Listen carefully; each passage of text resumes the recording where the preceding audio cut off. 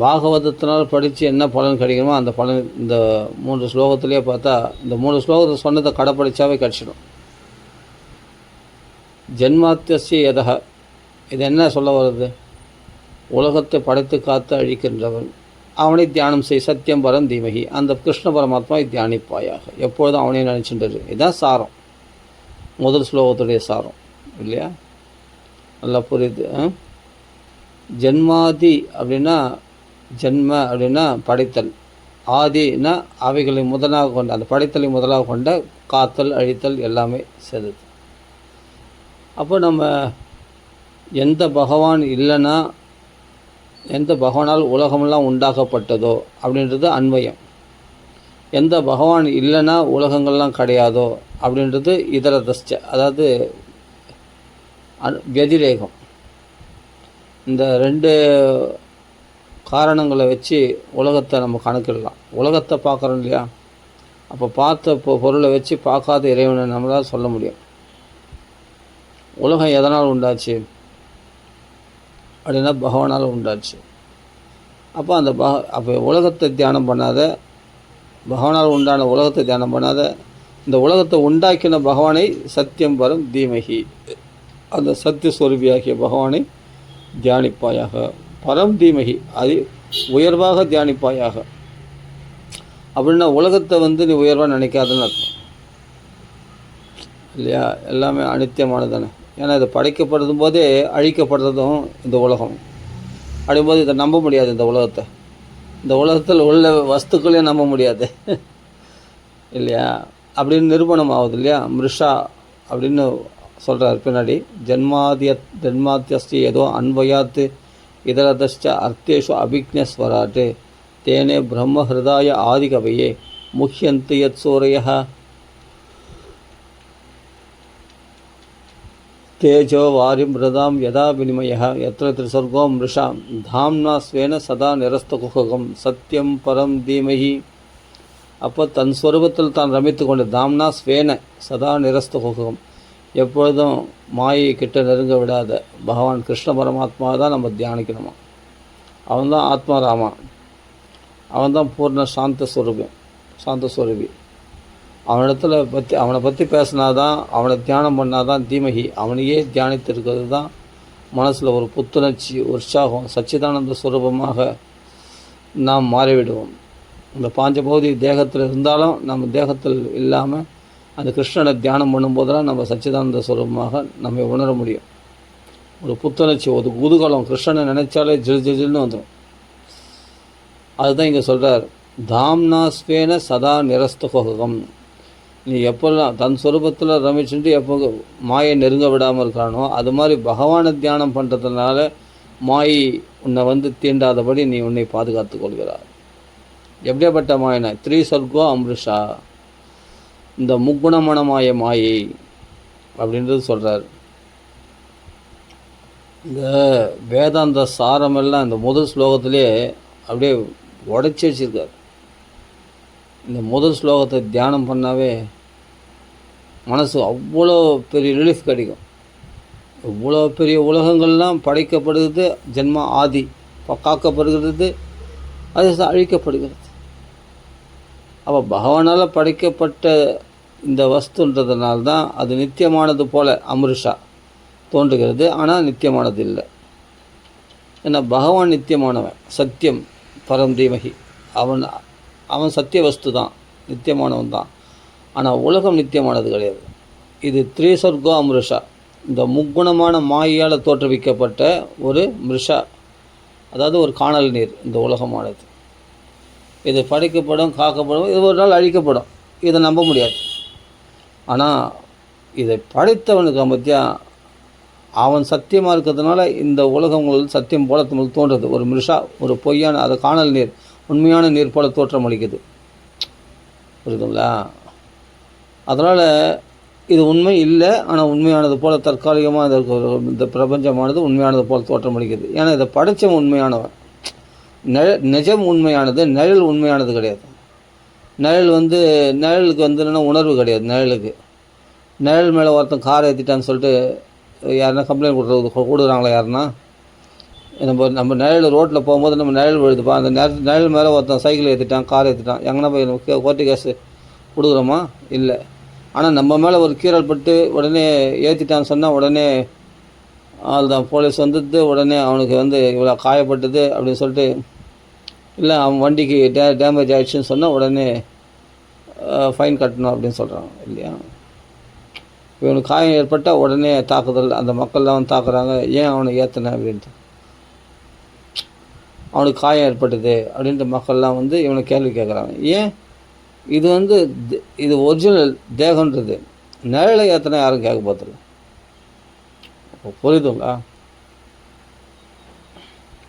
அப்போது நிஜத்துக்கு எந்த அளவுக்கு மரியாதை இருக்கோ அது நிழலுக்கு கிடையாதுன்னு நல்லா தெரியுது இல்லையா? அது மாதிரி பகவான் கிருஷ்ணனுக்கு தான் நம்ம அந்த மதிப்பு கொடுக்கணும். ஆனால் நம்மளாம் எதுக்கு மரியாதை கொடுக்குறோம்? நிழலுக்கு மரியாதை கொடுக்குறோம். பகவானுடைய பிரதிபிம்பமாக இந்த பிரபஞ்சத்துக்கு மரியாதை கொடுக்குறோம். அது சில பேர் சொல்கிறாங்க, இந்த ரசாயனத்தினால் இந்த உலகங்கள்லாம் உண்டாச்சு அப்படின்னு. ரசாயனத்தினால் உண்டாச்சுன்னு சொன்னால் ரசாயனம், அப்போ ரசாயனம் தான் தாய் தந்தையா?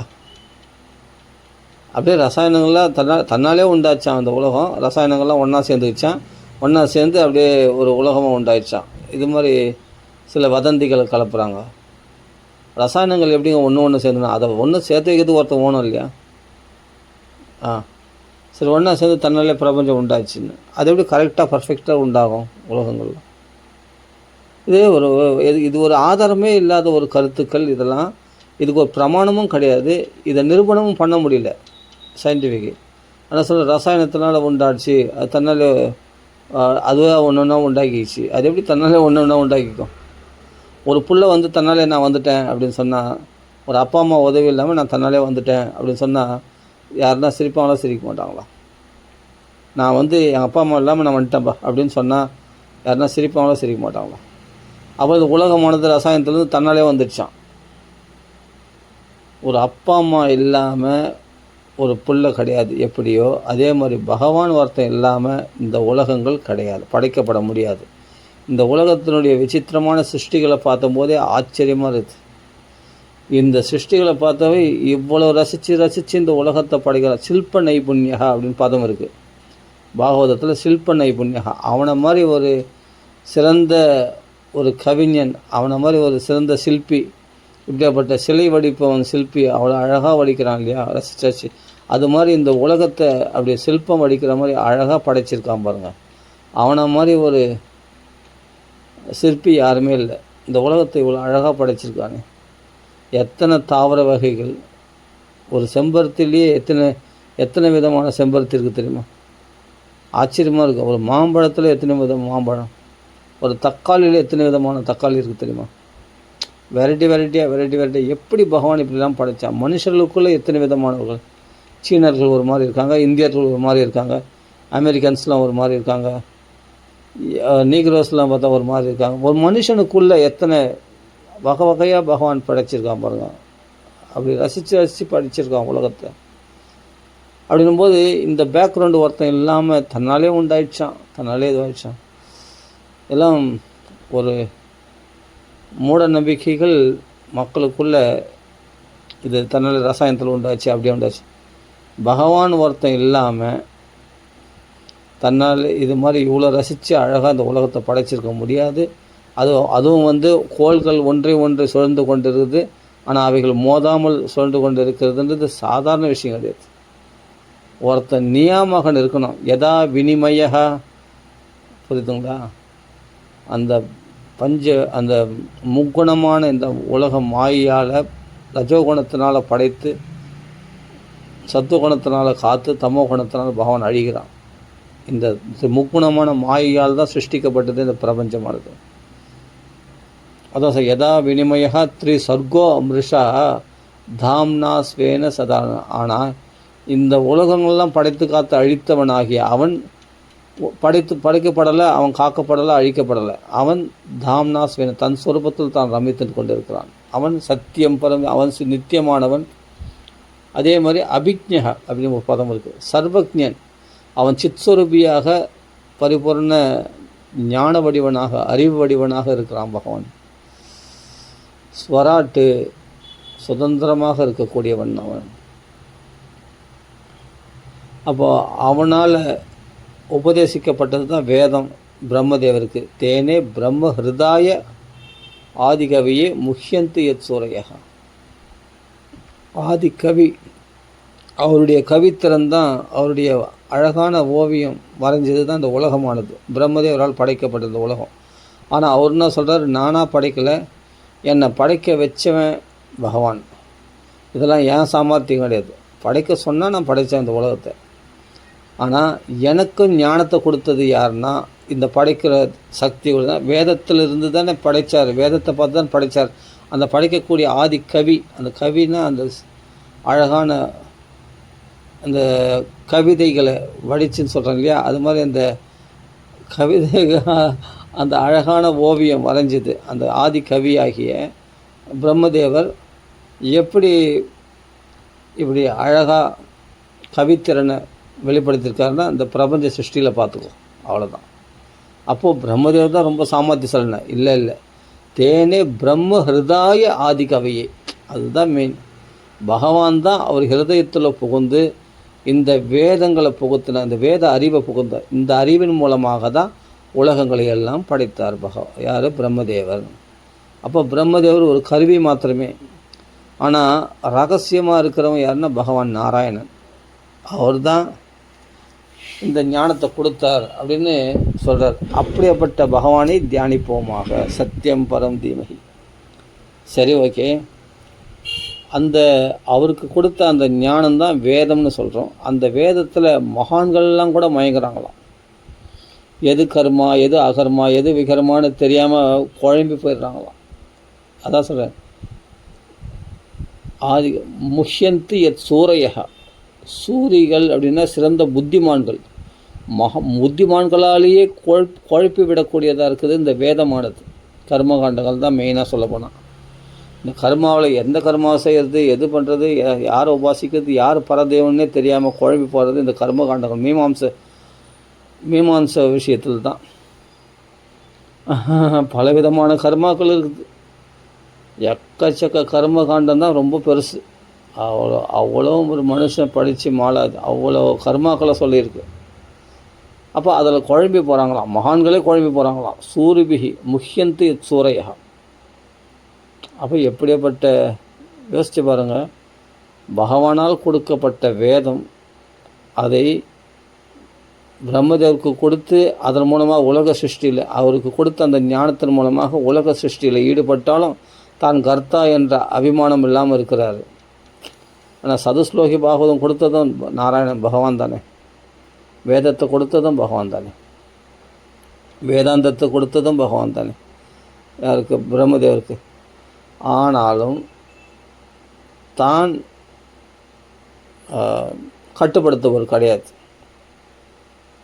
அப்போது ஆனாலும் சூரிகள்லாம் மகான்கள்லாம் இதில் போய் குழம்பி போகிறாங்க, உண்மை எது பொய் எதுன்னு தெரியாமல். அதை சுலபமாக புரிய வச்சாராம் பிரம்மதேவருக்கு. ஞானிகளே குழம்பி போகக்கூடிய அந்த வேதத்தை எளிமையாக புரியும்படி செய்து அந்த புரிஞ்சு அதன்படி ப்ராக்டிக்கலாக இந்த உலகத்தை படைச்சிருக்கார். உலகத்தில் தர்மங்களை ஏற்படுத்தினார், எல்லாமே சாஸ்திரங்களை படைத்தார். உலகத்தை படைக்கும்போதே அந்த உலகத்திற்குரிய மனுஷர்கள் அவைகளுக்குரிய தர்மங்களையும் படைத்து தர்ம சாஸ்திரங்களையும் படைத்து கொடுத்துருக்கார் வேதங்கள். அதான் வேதங்கள், தர்மங்கள். அப்போ மக்கள் நல்வழிப்படுவதற்காக பகவான் உலகத்தையும் படைத்தான். அவைகள் எப்படி வாழ வேண்டும் என்ற தர்மங்களையும் தர்ம சாஸ்திரங்களையும் வேதங்களையும் படைச்சிட்டான் பகவான். சரி, அவர்களுக்கு வேண்டிய ஆகாரங்களையும் படைச்சிட்டான் பகவான். எப்படி பாரு, ஒரு உயிர் கொண்டே ஒரு உயிர் வாழ வேண்டும் என்ற நியதிகளை ஏற்படுத்திட்டான் பாருங்க. ஒரு இடத்துல டெத் ஆகிட்டே இருந்தால் இன்னொரு இடத்துல சிருஷ்டி ஆகிட்டே இருக்கும். இதுதான் பகவானுடைய கால்குலேஷன். ஒரு இடத்துல பிறந்துட்டு இருக்குன்னா இன்னொரு இடத்துல டெத் ஆகிட்டு இருக்குன்னு அர்த்தம். ஒரு உயிர் அழிஞ்சு தான் இன்னொரு உயிர் வாழும், இன்னொரு உயிர் உற்பத்தி ஆகும். இதுதான் ஒரு உயிர் கொண்டு இன்னொரு உயிர் வாழுது. இது தான் பாகவத்தில் சொல்லப்பட்டிருக்கிறது. இப்போ என்னென்னா கரெக்டாக ப்ரோக்ராம் பண்ணி வச்சுருக்கான் பாரு. ஒரு இடத்துல அழிவு ஏற்படுதுன்னா ஒரு இடத்துல உற்பத்தி ஆகிட்டு இருக்குது அப்படின்னு அர்த்தம். அருமையாக. அதே மாதிரி தான் இந்த கிரகங்கள்லாம் சுழன்று கொண்டுருது, தன்னைத்தானே சுற்றி கொள்வது. அப்போ இந்த 27 நாள் சந்திரனை சுற்றி வருது, இதில் மாதிரிலாம் இருக்குது இல்லையா. சில தினங்கள், சில கிரக சூழ்நிலைகள், இப்போ குரு பயிற்சி, சனி பயிற்சின்னு தான் சொல்கிறேன் இல்லையா. அதெல்லாம் அதான் சொல்ல எதா வினிமய அந்த கரெக்டான அந்த சுழற்சியில் அவைகளை அந்தந்த ஸ்தானத்தில் நிலைக்க செய்கிறது யாருன்னா பகவான் தான். தன் மாயையால் இந்த உலகங்களை சிருஷ்டி பண்ணி அது ப்ரோக்ராம் பண்ணி வச்சுருக்கான். அந்தந்த காலத்தில் கரெக்டாக கிரகணம் பிடிக்க வேண்டியதுக்கு அது கிரகணம் பிடிக்கும், ஏகாதசி வர வேண்டியதில் ஏகாதசி வரும், பௌர்ணமி வர வேண்டியதில் பௌர்ணமி வரும். எல்லாமே உலகங்கள் கரெக்டாக சுழண்டு கொண்டு, சூரிய பகவான் கரெக்டாக போய்கொண்டு வந்து கொண்டு, இந்த உலகங்கள் கரெக்டாக சுழண்டு கொண்டு, கிரகங்களை ஒன்றொன்று சுழட்டி கொண்டு, ஆனால் எவைகளிலையும் சம்மந்தப்படாமல் அவைகள் தர்மங்களுக்கு தகுந்த மாதிரி அவைகளை சுழட்டி விட்டு கொண்டு பகவான் அதே சமயம் மக்களுக்கு தர்மங்களை உபதேசித்து கொண்டு, ஒவ்வொரு யுகத்திலையும் அந்த தர்மங்கள் குறைந்து கொண்டு வரும்போது தானே பல ரூபங்கள் எடுத்து அவதாரம் பண்ணி கொண்டு இத்தனை வேலைகளையும் பகவான் எல்லாம் சிஸ்டமேட்டிக்காக கரெக்டாக நடக்குதுன்னா அது பகவானுடைய செயல். இவ்வளோ நட்சத்திரங்களை படைச்சி அதில் வாழக்கூடிய ஜீவராசிகளையும் படைச்சி அவைகளுக்கு தேவையான உணவுகளையும் கொடுத்து அவைகளை வாழ வைக்கிறான்னா இதெல்லாம் சாதாரண அறிவாக அவன் நம்மள மாதிரி குறைந்த புத்தி உடையவனா பகவான் இல்லையே. அபிக்ஞன், சர்வக்ஞன் அவன். அவ்வளோ விஷயத்தையும் தெரிஞ்சு வச்சுன்னு அவ்வளோ விஷயத்த மெமரி வச்சுட்டு எல்லாருக்கும் கரெக்டாக அந்த பாவ புண்ணியத்துக்கு ஏற்ற மாதிரி பட்டுவாடா பண்ணுறான். அப்படியேப்பட்ட பகவானை தான் நம்ம தியானிக்கணும். சத்தியம் பரம் தீமகி. இப்போ பிரம்மதேவரை இரண்டாவது சிருஷ்டிகர்த்தா, முதல் சிருஷ்டிகர்த்தா யாருன்னா பகவான் தான். பிரபஞ்ச சிருஷ்டியை தான் பிரம்மதேவர் கொடுத்தான். பஞ்சபூத சிருஷ்டி தானே பண்ணுறான் பகவான். தானே பண்ணுறாடா தன் மாயால் பண்ணுறான். ஆனால் அதில் பகவான் சம்மந்தப்படுறதில்லை. அந்த பஞ்சபூத சிருஷ்டிலேயே பகவான் சம்மந்தப்படுறதில்லை. பகவான் சச்சிதானந்த சுரூபனாகவே இருக்கிறான் பகவான். இந்த முதல் ஸ்லோகத்தில் அருமையான விஷயங்கள் இப்போ நான் சொல்கிறதெல்லாம் முதல் ஸ்லோகத்துக்கு விளக்கம்தான். இப்போ நான் இவ்வளோ நேரம் சொன்னேன் எல்லாமே முதல் ஸ்லோகத்துக்கு விளக்கம்தான். ஜென்மாத்தியஸ் என்ற ஸ்லோகத்துக்கு விளக்கம்தான். இவ்வளோ விஷயம் இருக்குது. இப்போ நான் சொன்னதெல்லாம் அதிலேருந்து தான். இது உங்களுக்கு புரிகிற மாதிரி இது மாதிரி போட்டு வச்சேன், அவ்வளோதான். அப்போது பகவான் அவர் கவின்னா அவருடைய கவிதை எதுனா அந்த உலகம். அவர் கவிதை வடித்தது தான் அந்த உலகம். யார்? பிரம்மதேவர் ஆதி கவி. அதுதான் சிருஷ்டிகர்த்தா, முதல் கவி அவர் தான். அதற்கு பிறகு மற்ற விஷயங்கள்லாம் படைத்த, அதாவது அதாவது என்னென்னா கர்த்தம பிரஜாபதி பிள்ளைகளை சிருஷ்டி பண்ணி அவன் வந்து பிரஜா சிருஷ்டி, அதான் பிரஜாபதிகள் சொல்கிறேன் இல்லையா. தக்ஷன் ஒரு பிரஜாபதி, கர்த்தம பிரஜாபதி அப்படின்லாம் சொல்கிறேன் இல்லையா. அதெல்லாம் பிரம்மதேவருக்கு அடுத்த ஸ்தானத்தில் இருக்கக்கூடியவர்கள். அவர்களும் இந்த உலக விருத்திக்காக, சிருஷ்டி விருத்திக்காக அவர்களும் படைத்தார்கள். இப்போ கஷ்யபர் வந்து பல மனைவிகள், அது மூலமாக என்னென்னா பறவைகளை படைச்சிருக்கார், நாகங்களை படைச்சிருக்கார் அப்படின்னு. அவர்களுடைய ஆதிக்கவி யாருன்னா, ஆதிக்கர்த்தா படைப்பாளி யாருன்னா பிரம்மதேவர். அவருடைய பிள்ளைகள் ஆகிய இந்த கர்த்தம பிரஜாபதி, தக்ஷன், அது பிறகு கஷ்யபர் போன்றவர்களால் படைக்கப்பட்டது தான் அந்த உலகம் முழுவதும் பல ஜீவராசிகளாக வியாபித்திருக்கிறது. அந்த கவித்திறனை வெளிப்படுத்தியிருக்கிறார்கள். யாருடைய? பிரம்மதேவருடைய அம்சமாக இருக்கக்கூடிய பிரஜாபதிகள், கஷ்யப பிரஜாபதின்னு சொல்கிறோம் இல்லையா. அதான் அவர்களால் படைக்கப்பட்டது தான் இந்த உலகங்கள். அவருடைய கவித்திறனை வெளிப்படுத்தியிருக்கிறார்கள். அதுதான் நம்ம பார்க்குறோம் இந்த உலகங்களாக. அப்போ அந்தந்த அம்சத்தில் பகவானே ஏதாச்சும் அம்சகலா பும்சகா கிருஷ்ணஸ்து பகவான் ஸ்வயம் சொல்கிறோம். அப்போ அந்த கிருஷ்ணன் தான் பகவான். அவனுடைய அம்சங்கள் தான் இந்த பிரஜாபதிகள், இந்த பிரம்மதேவர் எல்லாமே தன்னுடைய அம்சத்தை கொடுத்து தான் இந்த சிருஷ்டி தொழிலில் இவ்வளோ பெரிய காரியங்களை செய்ய வைக்கிறான். தன் சக்தி இல்லாமல் இவ்வளோ பெரிய பிரபஞ்சத்தை பிரம்மதேவர் எப்படி படைக்க முடியும்? பகவான் தன் சக்தி கொடுத்துருக்கான். அதான் விஷயம். சரி, அதனால் அந்த பகவான் கிருஷ்ணனை நம்ம தியானிப்போம். அது வேறு யாரும் இல்லை, அந்த கிருஷ்ணன் தான் சத்தியன், சத்தியஸ்வரூபின்னா அது கிருஷ்ணன் தான். என்னங்க பிரமாணம் எல்லாம் பேசுகிறீங்க? கிருஷ்ணன்ற பேரே வரல. ஜென்மாத்தியசி ஏதோ அன்வயாத்தி தரதச்ச அர்த்தேஷோ அபிக்னேஸ்வராட்டு தேனே பிரம்ம ஹிருதாய ஆதி பிரம்ம ஹிருதயத்தில் வேதத்தை ஸ்புரிக்கும்படி செய்தார். சரி, ஓகே. தேனே பிரம்ம ஹிருதாய ஆதிகவே முக்கியம். சரி, மகான்கள்லாம் மயங்குறாங்க. சரி, அந்த வேதத்தில் போய் குழம்புறாங்க. சரி, சரி, இதெல்லாம் சொன்னீங்க கரெக்டு. இதில் கிருஷ்ண பேரே வரலையே. கிருஷ்ண பேர் வந்தால் தானேப்பா நான் ஏற்றுக்க முடியும். பிரமாணம் இல்லாமல் அடியேன்னு சொல்லுவேண்ணா? இல்லை மகான்கள் தான் சொல்லுவாங்களா? தேனே பிரம்ம ஹிருதாய ஆதிகவியே முக்கியம். அப்போ பிரம்மதேவருக்கு ஞானத்தை புகட்டியவர் யார்? இதுவே பிரமாணம். அவர் நாராயணன் தொப்புள் கொடியிலேருந்து வந்தார். அவருக்கு அந்த வேதத்தை பின்னாடி வரப்போகுது சரித்திரம். அப்போது எனக்கு அந்த வேதத்தை ஸ்புரிக்கும்படி செய்தவர் அவர் தான்றது ஸ்பஷ்டமாக சொல்ல போகிறார். அப்போ நான் என்ன பண்ணேன், இந்த ஞானத்தை பெற்றுக்கொள், சிருஷ்டியில் நீ மயங்க மாட்டேன் அப்படின்னு சொல்லிட்டு 4 வேதங்களையும் 4 முகங்களை வெளிப்படுத்தினார். அந்த 4 ஒரே முகம் 4 முகங்கள் ஆனது இல்லையா? அதுக்கு பிறகு அந்த 4 முகங்கள்லேருந்து 4 வேதங்களை வெளிப்படுத்தினார். எப்போதும் வேத பிரம்மாவாக இருக்கார். சரி, அப்போது அவருக்கும் ஞானத்தை புகட்டவர் யாருன்னா நல்லா தெரிஞ்சு நாராயணன். பின்னாடி கதையும் வரப்போகுது. 2ஆம் ஸ்கந்தத்துலலாம் பார்த்தா விரிவாக சொல்ல போகிறாங்க. அப்போ யார்? பகவான். நல்லா தெரியுது. சரி, அப்படியும் ஒன்று நிரூபணம் ஆகலையா? அடுத்தது வரலாம் வாங்க. ஆதிகவிய முக்கியந்தி அசுரா தேஜோ வாரிமிருதாம் யதா வினிமயா எத்திர திரிசர்கோ முருஷா. அப்போது இந்த காணல் நீர் போல் நீரில் நெருப்பா, அதாவது நீர் அதாவது இந்த பூமியில் காணல் நீர் பார்த்துருக்கீங்களா? அந்த காணல் நீர் பார்த்தா சூரியனுடைய உஷ்ணத்தை பூமியில் படும்போது பார்த்தா தண்ணீர் மாதிரி தெரியும். அதான் காணல் நீர். அதான் தேஜோ வாரி மிருதம். மிருதம்னா மண், தேஜஸ்ன்றது என்னென்னா சூரிய ஒளி. அந்த சூரிய ஒளி மண் மேலே படும்போது நடுவில் வாரி அந்த தண்ணீர் உண்டாகுது. எப்படி இந்த தேகத்துக்கும் ஆத்மாவுக்கும் நடுவில் லிங்க்கு மனசு உண்டாச்சோ பொய்யாக, அது மாதிரி பொய்யான தண்ணீர் உண்டாகுது. இந்த மனசு மாயன்றது நடுவில் ஆத்மான்றது சத்தியம், இந்த தேகன்றது பார்க்குறோம் பிரகிருதி. அப்போ நடுவில் மனசு நம்ம கண்ணால் பார்க்கவே முடியல, ஆனால் அதுதான் நம்மளை ஆட்டி படைக்குது. இந்த தேகத்துக்கும் ஆத்மாவுக்கும் லிங்க் பண்ணுறதே மனசு தானே. அது எப்படி மாயையோ அதே மாதிரி தேஜோ வாரி மிருதாம். அப்போது காணல் நீர், அதாவது தேஜஸ்னுடைய அம்சமாகிய அந்த சூரிய ஒளிக்கிரணங்கள் மிருதம் என்ற பூமியில் ஸ்பர்சம் பட்ட உடனே நடுவில் தண்ணீர் என்ற மாய் வாரினா தண்ணீர் என்ற மாய் உண்டாகிற மாதிரி இந்த தேகத்துக்கும் உடலுக்கும் தேகனால உடல்னால ஒன்று தான். இந்த ஆத்மாவுக்கும் உடலுக்கும் சம்பந்தமே இல்லாத சம்பந்தப்படுத்துறது இந்த மனசு என்ற மாய். அதுதான் மனசு தான் புத்தி, எல்லாமே சித்தம் எல்லாம் சொல்லலாம். சம்பந்தமில்லாத இந்த தேகத்துக்கும் ஆத்மாவுக்கும் சம்மந்தப்பட்டது எது? மனசுன்ற மாயை. ஆனால் மனசுன்னு ஒன்று யாருன்னு கேட்டால் மனசுன்றது ஒன்று கிடையாது. அது என்னென்னா தேகஸ்பரிசத்தினால சம்பந்தத்தினால இந்த ஆத்மாவுடைய உணர்வுகளானது இந்த மனசுக்கு சக்தி அளிக்கப்படுகிறது, மனசாக செயல்படுகிறது.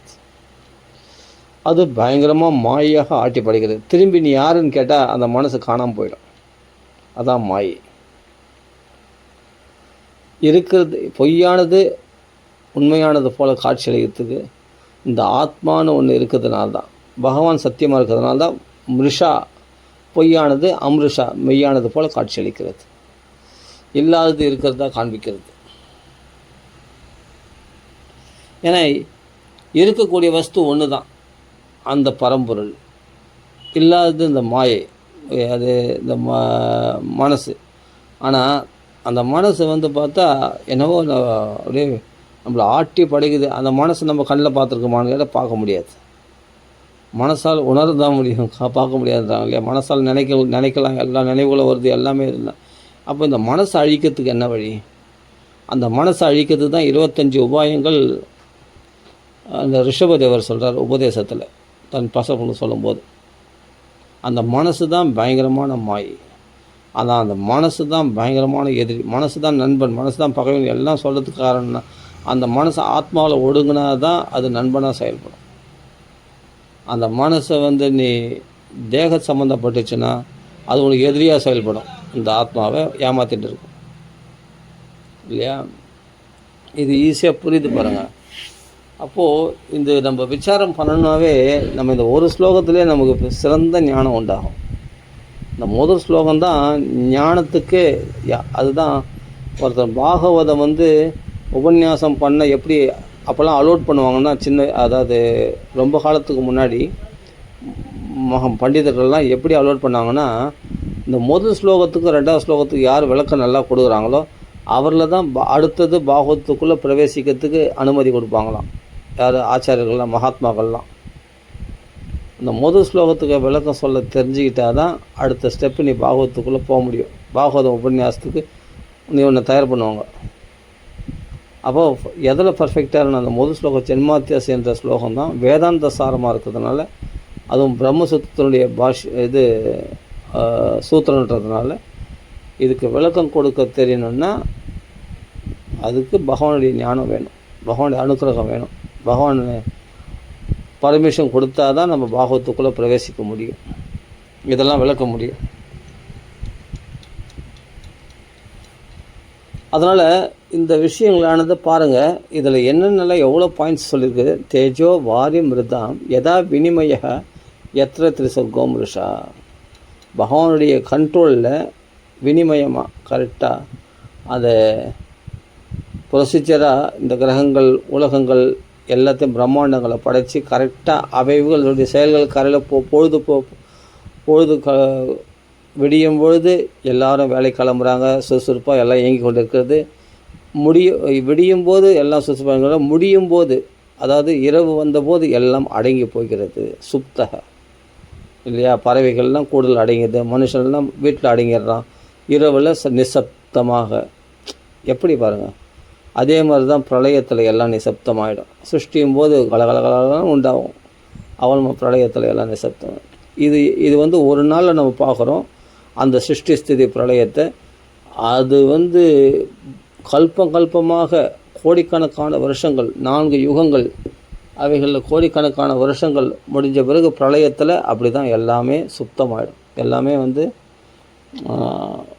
இரவில் பிரம்மதேவருக்கு அதுதான் ஒரு இரவு. 1000 சதுரயுகங்கள் அப்புறம் ஒரு பிரளயம் உண்டாகுது இல்லையா? அது அப்போ தான் போய் தூங்குவார். இனி நம்ம ஒவ்வொரு நாளும் தூங்குறோமே, இதுலேயே நம்ம சிருஷ்டி ஸ்திதி பிரளயத்தை நம்ம இப்போ விரிவாக சிருஷ்டி ஸ்திதி பிரளயன்றது பிரம்மதேவருடைய ஒரு பகல் இரவு அப்படி சொல்லலாம். நம்மலாம் அப்போ இருக்க மாட்டோம். அதாவது 1000 சதுரயுகங்கள்லாம் எங்கேயோ போகுது, எத்தனையோ கோடி வருஷங்கள் ஆகுது. அத்தனை கோடி வருஷங்களுடைய எத்தனையோ கோடி வருஷங்கள். அப்போ அத்தனை கோடி வருஷங்களுக்கு முடிவில் தான் அந்த பிரளயம் உண்டாகும்போது உலகங்கள்லாம் தனக்குள்ளே ஒடிக்கிண்டு தானும் பகவான்களை ஒடிக்கிட்டு அப்படியே நிசப்தமாக இருக்குது. கம்முன்னு இருக்கார் பகவான். ஒவ்வொரு நிமிஷத்துலேயும் சிருஷ்டி ஸ்திதி பிரளயம் நடக்குது. அதே சமயத்தில் விரிவாக பார்த்தோம்னா ஒரு நாளில் நடக்குது. அதுக்கப்புறம் பார்த்தா ஒரு வருஷத்தில் நடக்குது. அதாவது நம்ம ஒரு வருஷம் தேவர்களுக்கு 6 மாதம், நம்ம 6 மாதத்துக்கு பகல், 6 மாதம் அவங்களுக்கு இரவு. அந்த கணக்கு பார்த்தா இன்னும் கொஞ்சம் விரிவடையுது. பிரம்மதேவருக்கு அதை விட அதிகமான ஆயுசு, அதிகமாக அவருக்கு ஒரு இரவு பகல் எழுதுனா 1000 சதுரயுகங்கள் ஒரு இரவு, 1000 சதுரயுகங்கள் ஒரு பகல். அப்போ தான் அவர் தூங்குவார். அப்போ தான் அவருக்கு முடிவுக்கு வருது உலகங்கள்லாம் பிரளயத்தில். அவர் தூங்குகிற நேரம் தான். இப்படி விரிந்து கொண்டே போகிறது. நாம் ஒரு நாள்லேயும் பார்க்கலாம், இல்லை தேவருடைய ஆயுஸ்லேயும் பார்க்கலாம், இல்லை பிரம்மதேவருடைய பகல் இரவை பார்த்தாலும் தெரிஞ்சிடும். அப்போ பிரம்மதேவருக்கும் ஒரு ஆயுசு முடிவு இருக்குது. அது மகா பிரளயம். அப்போ பகவான் ஒரு கண்ணிமைக்கிற நேரம். அப்போது அப்படியும் விரிவாக பார்க்கலாம். இது என்ன அதிசயங்கள்னா இதுதான் விஷயம். அப்போ ஜென்மாத்தி எஸ்ய படைத்தல் காத்தல் அழித்தலானது பிரம்மதேவர் வரைக்கும் உண்டு. எறும்புலேருந்து பிரம்மதேவர் வரைக்கும் படைத்தல் காத்தல். அப்புறமா அமைதி நிலை ஏற்படுகிறது. அப்போ இது பிரமாணம் வேணும். உலகத்தில் நான் படைத்து காத்து உலகமே அழியும் போது நான் இருப்பேனா? அதான் பார்க்க முடியுமான்னா ஒன்றும் வேணாம். உலகமெல்லாம் அழிஞ்ச நிலை உனக்கு வேணும்னா இப்போயே பார்க்கலாம். சிருஷ்டி ஸ்திதி பிரளயம் அப்படின்னா காலையில் எழுந்திருக்கோமா, எல்லோரும் எழுந்திருக்கான், கடற்காலம் எல்லா வேலையும் செய்கிறாங்க. அப்படின்னா நம்ம பிரக்ஞை சிருஷ்டி ஆகுது. இரவில் என்னன்னா ஒரு பிரக்ஞையும் இல்லாமல் நல்லா ஆழ்ந்த தூக்கத்தில் தன்னையும் மறந்து தூங்குறான். அப்படின்னா எதுவும் படைக்கப்படலை. ஏன்னா அந்த உலகம் நீ பார்க்கலையே, தூக்கத்தில் இருக்கு. அப்படின்னா எதுவும் படைக்கப்படலை, எல்லாமே பிரளயத்தில் இருக்குது. இப்போது நிசப்தமாக காலையில் எழுந்திருக்கும்போது டக்குன்னு நம்மளுக்குள்ள பிரக்ஞா ஞானம் சொல்கிறோம் இல்லையா? அந்த பிரக்ஞை ஞானம், அந்த பிரக்ஞா ஞானம்ன்றது தான் நம்மளை தட்டி எழுப்புது. எழுப்பின உடனே இந்த உலகத்தில் ஆஹா அதை பார்த்தேன், இதை பார்த்தேன், அப்புறமா நான் சிருஷ்டி ஆயிடுச்சு அவங்க வந்தாங்க, இவங்க வந்தாங்க, அந்த நினைவு வந்துச்சு, இந்த நினைவு வந்துச்சு. அப்போ நேற்று என்னென்னலாம் மறந்தோமோ அந்த அத்தனை நினைவுகள் வந்து பெரிய சிருஷ்டி உண்டாயிடுது. நம்ம மனசுக்குள்ளே சிருஷ்டிகள் உண்டாயிடுது. அது மாதிரி பல நினைவுகள் உண்டாகுது. அந்த நினைவுகள் மூலமாக நம்ம செயல்பட ஆரம்பிச்சிடுறோம். அப்போ எதுக்காகனா தன்னை காத்து கொள்வதற்காக. ஏன்னா எழுந்துட்டால் போதுமா, சாப்பிட வேணாமா, சாப்பிட்டா தானே நம்ம உயிரோடு இருக்க முடியும். அது சாப்பாட்டுக்கு நம்ம உழைக்க வேண்டாமா, சம்பாதிக்க வேண்டாமா, அதுப்போ தன்னை காத்து கொள்வதற்காக பகல் முழுவதும் அவன் செயல்படுகிறான், சம்பாதிக்கிறான், சாப்பிட்றான், எல்லாம் பண்ணுறான், துணிமணி ஏற்றுக்கிறான், எல்லாம் பண்ணுறான், குடும்பத்தையும் காப்பாற்றுறான், எல்லோரும். அப்போ காத்தல் தொழில் நடந்துட்டு இருக்குது பகலில். அப்போ இரவில் என்னென்னா அவள் தான் எல்லாத்தையும் இழுத்து மூடிட்டு கதவு தாப்பல் போட்டு நல்லா நிசப்தமாக தூங்குறான். தன்னையும் ஒடுக்கிக் கொள்கிறான், தன் மனசையும் ஒடுக்கிக் கொள்கிறான். ஆழ்ந்த தூக்கத்தில் எல்லாத்தையும் மறக்கிறான். அப்போ பிரளயத்துக்கு வந்துடுறான். இவ்வளோ தான். இதுதான் விஷயமே. இதுதான் ஒவ்வொரு நாளும் நடக்குது, ஒவ்வொரு நிமிஷமும் நடக்குது. ஒரு நினைவு தோன்றுது, ஒரு நினைவு ரட்சிக்கப்படுகிறது, அதே நினைவு மறைஞ்சு போகுது, இன்னொரு நினைவு உண்டாகுது, இன்னொரு நினைவு கொஞ்ச நேரம் இருக்குது, அந்த நினைவு மறுபடியும் மறைஞ்சு போகுது. இது ஒவ்வொரு நிமிஷமும் ஒவ்வொரு க்ஷணமும் நம்ம பார்த்துருக்குறோம். சிருஷ்டி ஸ்திதி பிரளயத்தை ஒவ்வொரு நினைவுகளும் பார்க்குறோம். ஒரு நினைவு தோன்றுதா, அந்த நினைவு கொஞ்ச நேரம் இருக்குதா, அப்போ அந்த நினைவு போயிடுதா, அப்புறம் வேறொரு நினைவு உண்டாகுதா, அந்த நினைவு கொஞ்ச நேரம் இருக்குதா, அப்போ அந்த நினைவு போயிடுது. இது போல் கோடிக்கணக்கான நினைவுகள் நம்ம மனசில் அலைப்பாய்ந்து கொண்டு இருக்கிறது. ஒரு நாளைக்கு கோடிக்கணக்கான சிந்தனைகள் சிந்திக்கிறோம் இல்லையா? இதை விட்டாது, அதை விட்டாது. அப்போது சிருஷ்டி ஸ்திதி பிரளயம் ஒரு சின்ன சின்ன நினைவுகள்லேருந்தே ஆரம்பிக்குது. ஒவ்வொரு க்ஷணமும் சிருஷ்டி ஸ்திதி பிரளயம் நடந்துட்டு இருக்கு. இதை மறுக்க முடியுமா? மறுக்க முடியாது. மனசால் பார்க்கலாம், அம்மா உடலால் பார்க்கலாம், நல்லா தூங்கிட்டோம் ஆழ்ந்த தூக்கத்தில். அப்புறமா நம்ம மரணத்தில் பார்க்குறோம். ஒரு மனுஷன் பிறக்கிறான், வாழறான், அப்போ செத்து போகிறான், மரணம் அடையும். அப்போது என்னது? அப்போது பிரளயம் ஆகுது. அவன் பிரளயம் ஆகிறான். அவன் சிருஷ்டி ஸ்திதி பிரளயம், படைத்தல் காத்தல் அழித்தல், அவன் அழிந்து விடுகிறான். அதான் மரணம் அடைகிறான். அது நிரந்தரமான கடையா இல்லை, மறுபடியும் சிருஷ்டிக்கப்படுவான், இன்னொரு பிறவி எடுப்பான், அவன் காக்கப்படுவான், அந்த பிறவி செத்துருவான், அப்புறம் மறுபடியும் இன்னொரு பிறவி எடுப்பான், படைக்கப்படுவான், காக்கப்படுவான், அப்புறம் அழிக்கப்படுவான். அப்போ நம்ம பிறவிகளையும் பார்க்கலாம்.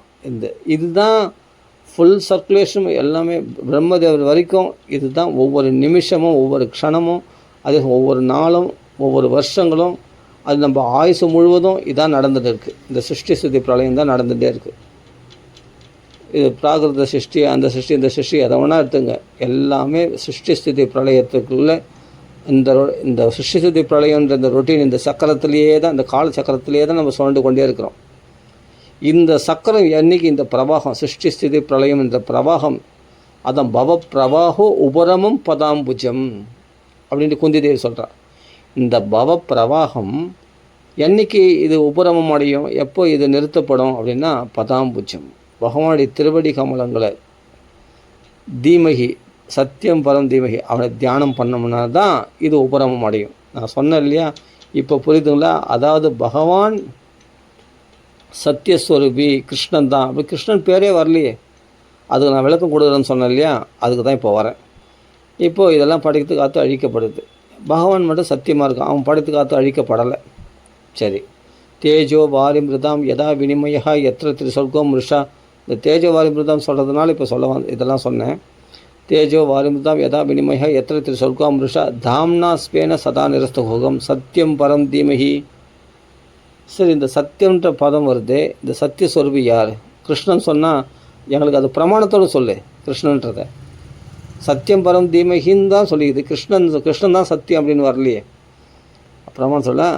அப்போ தான் சொல்கிறேன், பிரமாணத்தோடு சொல்கிறேன். தேவர்களுடைய பிரார்த்தனை பார்த்துருக்கீங்களா? 10ஆம் ஸ்கந்தத்தில் சத்தியம் ருதம் சத்தியபரம் த்ரி சத்தியம் சத்தியஸ்ய யோனிம் நிகிதம். அவன் தான் முக்காலத்திலும் சத்தியமானவன், அவன் தான் சத்தியஸ்வரூபி, அவன் தான் உண்மையானவன், உண்மை பேசுறது ஆகிய சத்திய வாக்காக இருக்கக்கூடியவன் பகவான் கிருஷ்ணன் தான். சத்தியாத்மகம், சத்தியத்துக்கே ஆத்மாவாக இருக்கக்கூடியவன் அவன் தான். த்ரீ சத்தியம், முக்காலிலையும் அழிவற்றவன் அவன் தான். சத்திய அப்படின்னா அதாவது பஞ்சபூதங்களுக்குள்ளும் ஊடுருவி இருப்பவன் அவன் தான் சத்திய அப்படின்னா.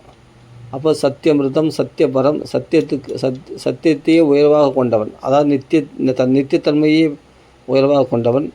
அது சத்தியபரம் சத்தியம் முக்காலத்திலும் த்ரீனா முக்காலத்திலும் சத்தியமாக இருக்கக்கூடியவன்.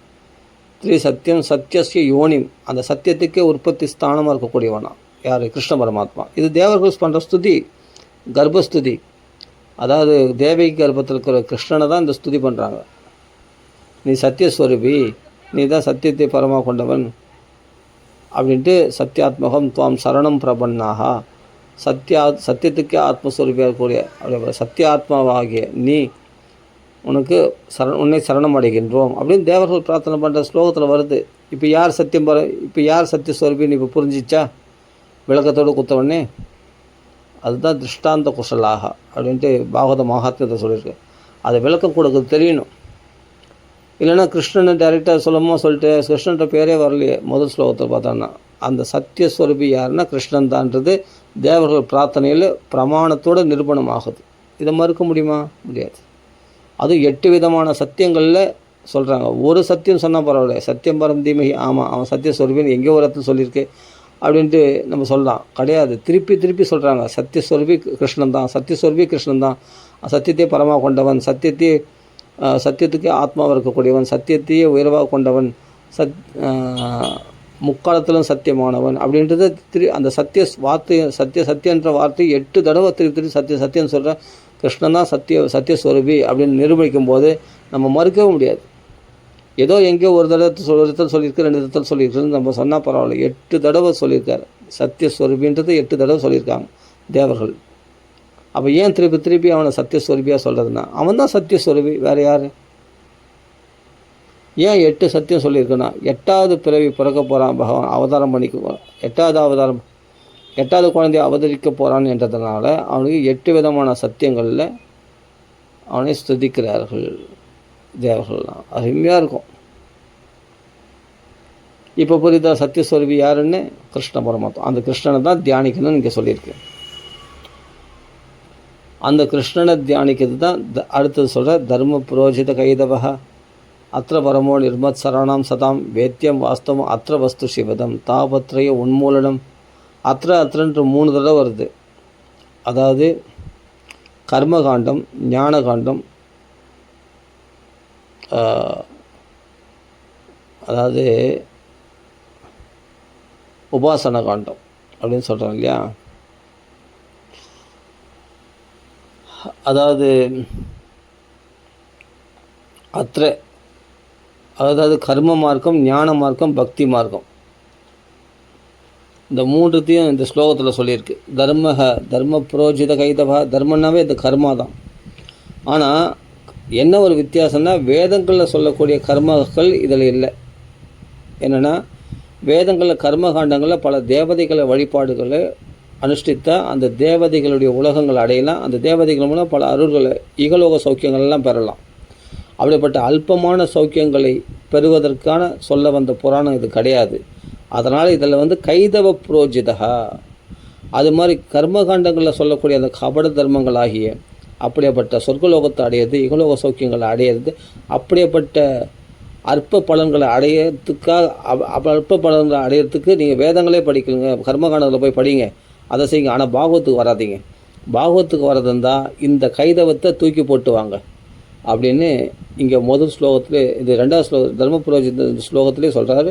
முதல் வரியிலே தர்ம புரோஜித கைதவா, முதல் வரியிலே சொல்கிறார் புரோஜித கைதவா. அந்த அற்ப பலன்களை உத்தேசித்து இந்த பாகவதம் படிக்காதீங்க. அப்போ இதில் என்ன தர்மம் சொல்லப்பட்டிருக்கு? தர்ம புரோஜித கைதவா அத்திர பரமோ நிர்மத் சரணாம் சதாம். அப்போது அடுத்தது கர்மகாண்டத்தை விட்டு அப்புறம் பார்த்தா அதர்வண வேதத்தில் பார்த்தா அபிச்சார பிரயோகங்கள் சொல்லியிருக்கு. பிறர் அழிக்கணும்னா அதுக்கு சில மந்திரங்கள், சில ஹோமங்கள்லாம் பண்ணால் அழிச்சிடலாம். அதுக்கு வேண்டிய இஷ்டிலாம் அதில் இருக்குது. அதுக்கு வேண்டிய இஷ்டிலாம் அதர்வண வேதத்தில் சொல்லப்பட்டிருக்கு. அதுபோல் அபிச்சார பிரயோகங்கள் மற்ற மாதிரி உள்ள துவேஷத்தை பாராட்டுறது, இது மாதிரி ஒரு நிர்மத் சரணம், பொறாமை முதலிய தோஷங்கள் நிறைஞ்ச அப்படிப்பட்ட தர்மங்கள் இந்த பாகவதத்தில் சொல்லப்படலை. அதனால் இதில் ஏதாவது பொறாமை இருந்தால் முதல்ல அந்த பொறாமையை விடு. அந்த உன் பொறாமையை சாதிச்சிக்கிறதுக்கு, உன் பொறாமையை நிறைவேற்றிக்கிறதுக்காக பாகவத்துக்கு வராத. உன் பொறாமையினால் ஒருத்தன் வாழக்கூடாது. என்னை விட அவன் நல்லா வாழறான், அவனுக்கு சூன்யம் வைக்கணும், அவன் அழிஞ்சு போகணும், அதுக்காக அபிச்சார பிரயோகம் பண்ணணும் அப்படின்றதுக்காக. அது அதர்வண வேதத்தில் சொல்லப்பட்டிருக்கு. அதுபோல் அபிச்சார மந்திரங்கள்லாம் இருக்குது. பிசாசு ஏவி வருது, பூதங்களை ஏவி வருது, அது மாதிரிலாம் இருக்குது. அந்த அதர்வண வேதத்தை சொல்லக்கூடிய அபிச்சார பிரயோகங்கள் இந்த பாகவதத்தில் கிடையாது. அப்போ என்ன பண்ணணும்? அப்போ அதை நிறைவேற்றிக்க முடியாதுன்னா, அதை நிறைவேற்றிக்க முடியாது மட்டும் இல்லை, முதல் உனக்குள்ளே இருக்கிற அந்த பொறாமை போன்ற துவேஷம், பிறரை பார்த்து பொறாமப்படுறது, துவேஷம் பாராட்டுறது அப்படின்ற எண்ணத்தை முதல் விட்டுட்டு வா. அதை விட்டுட்டு வந்தவங்களுக்கு தான் பாகவதம் சுவைக்க முடியும்.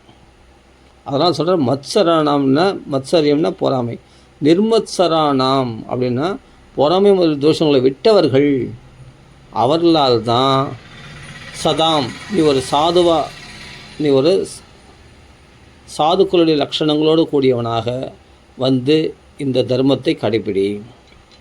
அப்போது முதல் என்னென்னா, பலன்களை உத்தேசித்து வராத, அதே சமயத்தில் பொறாமை துவேஷம் பிறர் அழியணும் அப்படின்ற எண்ணத்தோடு வராத, அந்த பொறாமை முதல் தோஷங்களை நீக்கிட்டு வந்தனா உனக்கு பாகவத்தில் அலௌடு உண்டு. பாகவத்தில் பர்மிஷன் கிராண்டட். ஃபஸ்ட்டு என்ட்ரிக்கே நீ தகுதி உடையவனாக இருக்கணும். என்ட்ரி எக்ஸாம் எழுதுனா அந்த என்ட்ரி எக்ஸாமில் பாஸ் பண்ணணும்.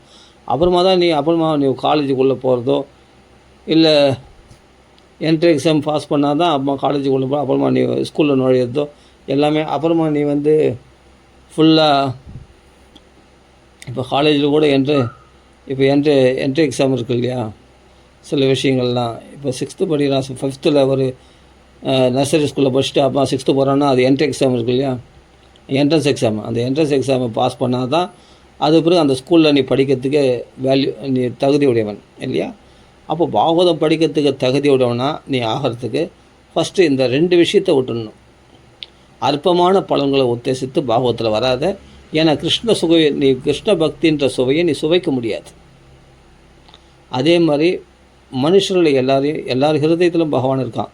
அதனால் இன்னொருத்தர் அழியணும், நான் மட்டும் வாழணும், இன்னொருத்தர் வாழத்தை பார்த்து என்னால் பொறுக்க முடியல அப்படின்ற பொறாமை முதலிய துவேஷங்களை விட்டவனாக, அது தோஷத்தை வச்சுட்டு நீ பாகவதம் படித்தா பிரயோஜனம் இல்லை, உனக்கு கிருஷ்ண பக்தி உண்டாகாது. இந்த தோஷங்களை நீக்கினவனாக பாகவதத்தை கற்றுக்கொள். அப்போ தான் அடுத்த ஸ்டெப்பு என்ன சொல்கிறாருன்னா, தர்ம புரோஜித கைதவக அத்த பரமோ நிர்மத்சரானாம் சதாம். பரமோ சதம் அப்படியேப்பட்ட பரம தர்மம் ஆகிய இந்த உயர்ந்த தர்மமானது இதில் பரமோ சதாம் சாதுக்களுக்குரிய தர்மமானது இதில் சொல்லப்பட்டிருக்கிறது. அப்போ தான் நீ இந்த தோஷங்களை நிவர்த்தி பண்ணிவிட்டு, இந்த கபடங்களை நிவர்த்தி பண்ணி, இந்த அல்ப பழங்களை உத்தேசித்து வராமல் பொறாமை துவேஷங்களை எல்லாம் விட்டுட்டு, பிறர் மேலே உள்ள துவேஷம் பொறாமை அதெல்லாம் தூக்கி போட்டுட்டு நீ பாகவதம் வந்தனா என்ன தெரிஞ்சுப்ப அப்படின்னா, வேத்தியம் வாஸ்தவம் அத்திர வஸ்து சிவதம். இது வரைக்கும் எதெல்லாம் கண்டு ஏமாந்த அதெல்லாம் வாஸ்தவமான வஸ்து இதுதான், பணம் தான், பொருள் தான், காரு பங்களா, அதெல்லாம் வாஸ்தவமான வஸ்தே கிடையாது. அதெல்லாம் அசத்தான வஸ்துக்கள், அழியக்கூடியவைகள். உண்மையாக வாஸ்தவமான வஸ்து யாருன்னா கிருஷ்ண பரமாத்மா தான் அப்படின்றத நீ வேத்தியம் தெரிந்து கொள்வாய். இந்த உயர்ந்த விஷயத்தை தெரிஞ்சுக்கிறதுக்காக தான் இந்த பாகவதம் வந்திருக்கே தவிர, அற்ப பலன்களையோ அல்லது உன்னுடைய கோபதாபத்தை போக்கிக்கிறதுக்கு, உன்னுடைய பொறாமை முதலிய உன்னுடைய அதர்மமான ஆசைகளை நிறைவேற்றி கொள்வதற்காக பாகவதம் கிடையாது. ஃபஸ்ட்டு அதை புரிஞ்சுக்கோ. உன்னுடைய அதர்மமாக நீ மொத்த மேலே போராமப்படுவான், அவன் அழின்னு நினைப்பேன். அதை நிறைவேற்றிக்கிறது பாகவதம்னா அதுக்கு பாகவதம் இடம் கொடுக்காது. கிருஷ்ண பரமாத்மா ஹெல்ப் பண்ண மாட்டான், உதைப்பான்.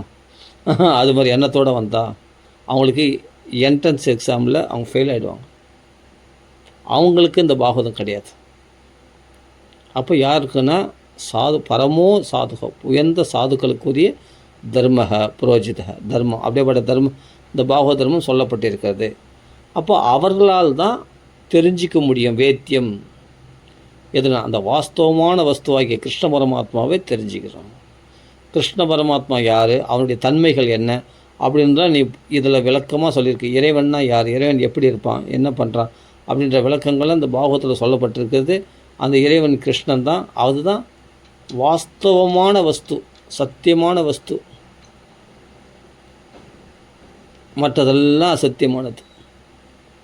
அந்த தெரிஞ்சுக்கணுன்ற நோக்கத்தோட வேத்தியம் வாஸ்தவத்தில் அப்படி தெரிஞ்சுக்கணுன்ற அந்த உயர்ந்த வஸ்துவை தெரிஞ்சுக்கணுன்ற நோக்கத்தோடு இந்த பாகவதத்தில் பாகவதத்துக்குள்ளே நீ நுழையலாம்.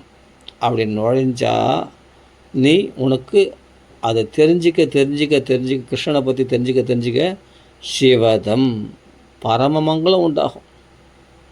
உங்கள் வாழ்க்கையே மங்களமாக மகோத்சவமாக ஆகிடும். பாகவதம் படிக்க ஆரம்பிச்சிட்டுனா வேத்தியம் வாஸ்தவம் அത്ര வஸ்து சிவதம். அப்போது நீ மற்றவங்கள பார்த்து புறம்பட மாட்டேன், அங்கலாய்க்கிறியே. அதே போல் அல்பமான பழங்களை இது வேணும் அது வேணும் இது வேணும்னு அலையிற பற்றியா. இப்போ தற்காலிகமாக எனக்கு எனக்கு அர்ஜென்ட்டு, என்னுடைய அத்தியாவசிய தேவை அப்படின்னு சொல்லிட்டு உடனே அந்த ஆசை நிறைவேறினா போதும். அதுக்கு எந்த சிறு தேவதைகளும் நான் வழிபடுவேன். நான் பெரிய தேவதையாக கிருஷ்ணங்கள் நான் வரமாட்டேன் அப்படின்ட்டு இத்தனை நாள் எழுந்த இல்லையா, அதெல்லாம் அடியோடு போயிடும். உனக்கு கஷ்டம் இருக்கிறதுனால தானே அந்த கஷ்டத்தை தீர்த்தத்துக்கு நீ அல்பமான பலன்களை விரும்புகிறேன்.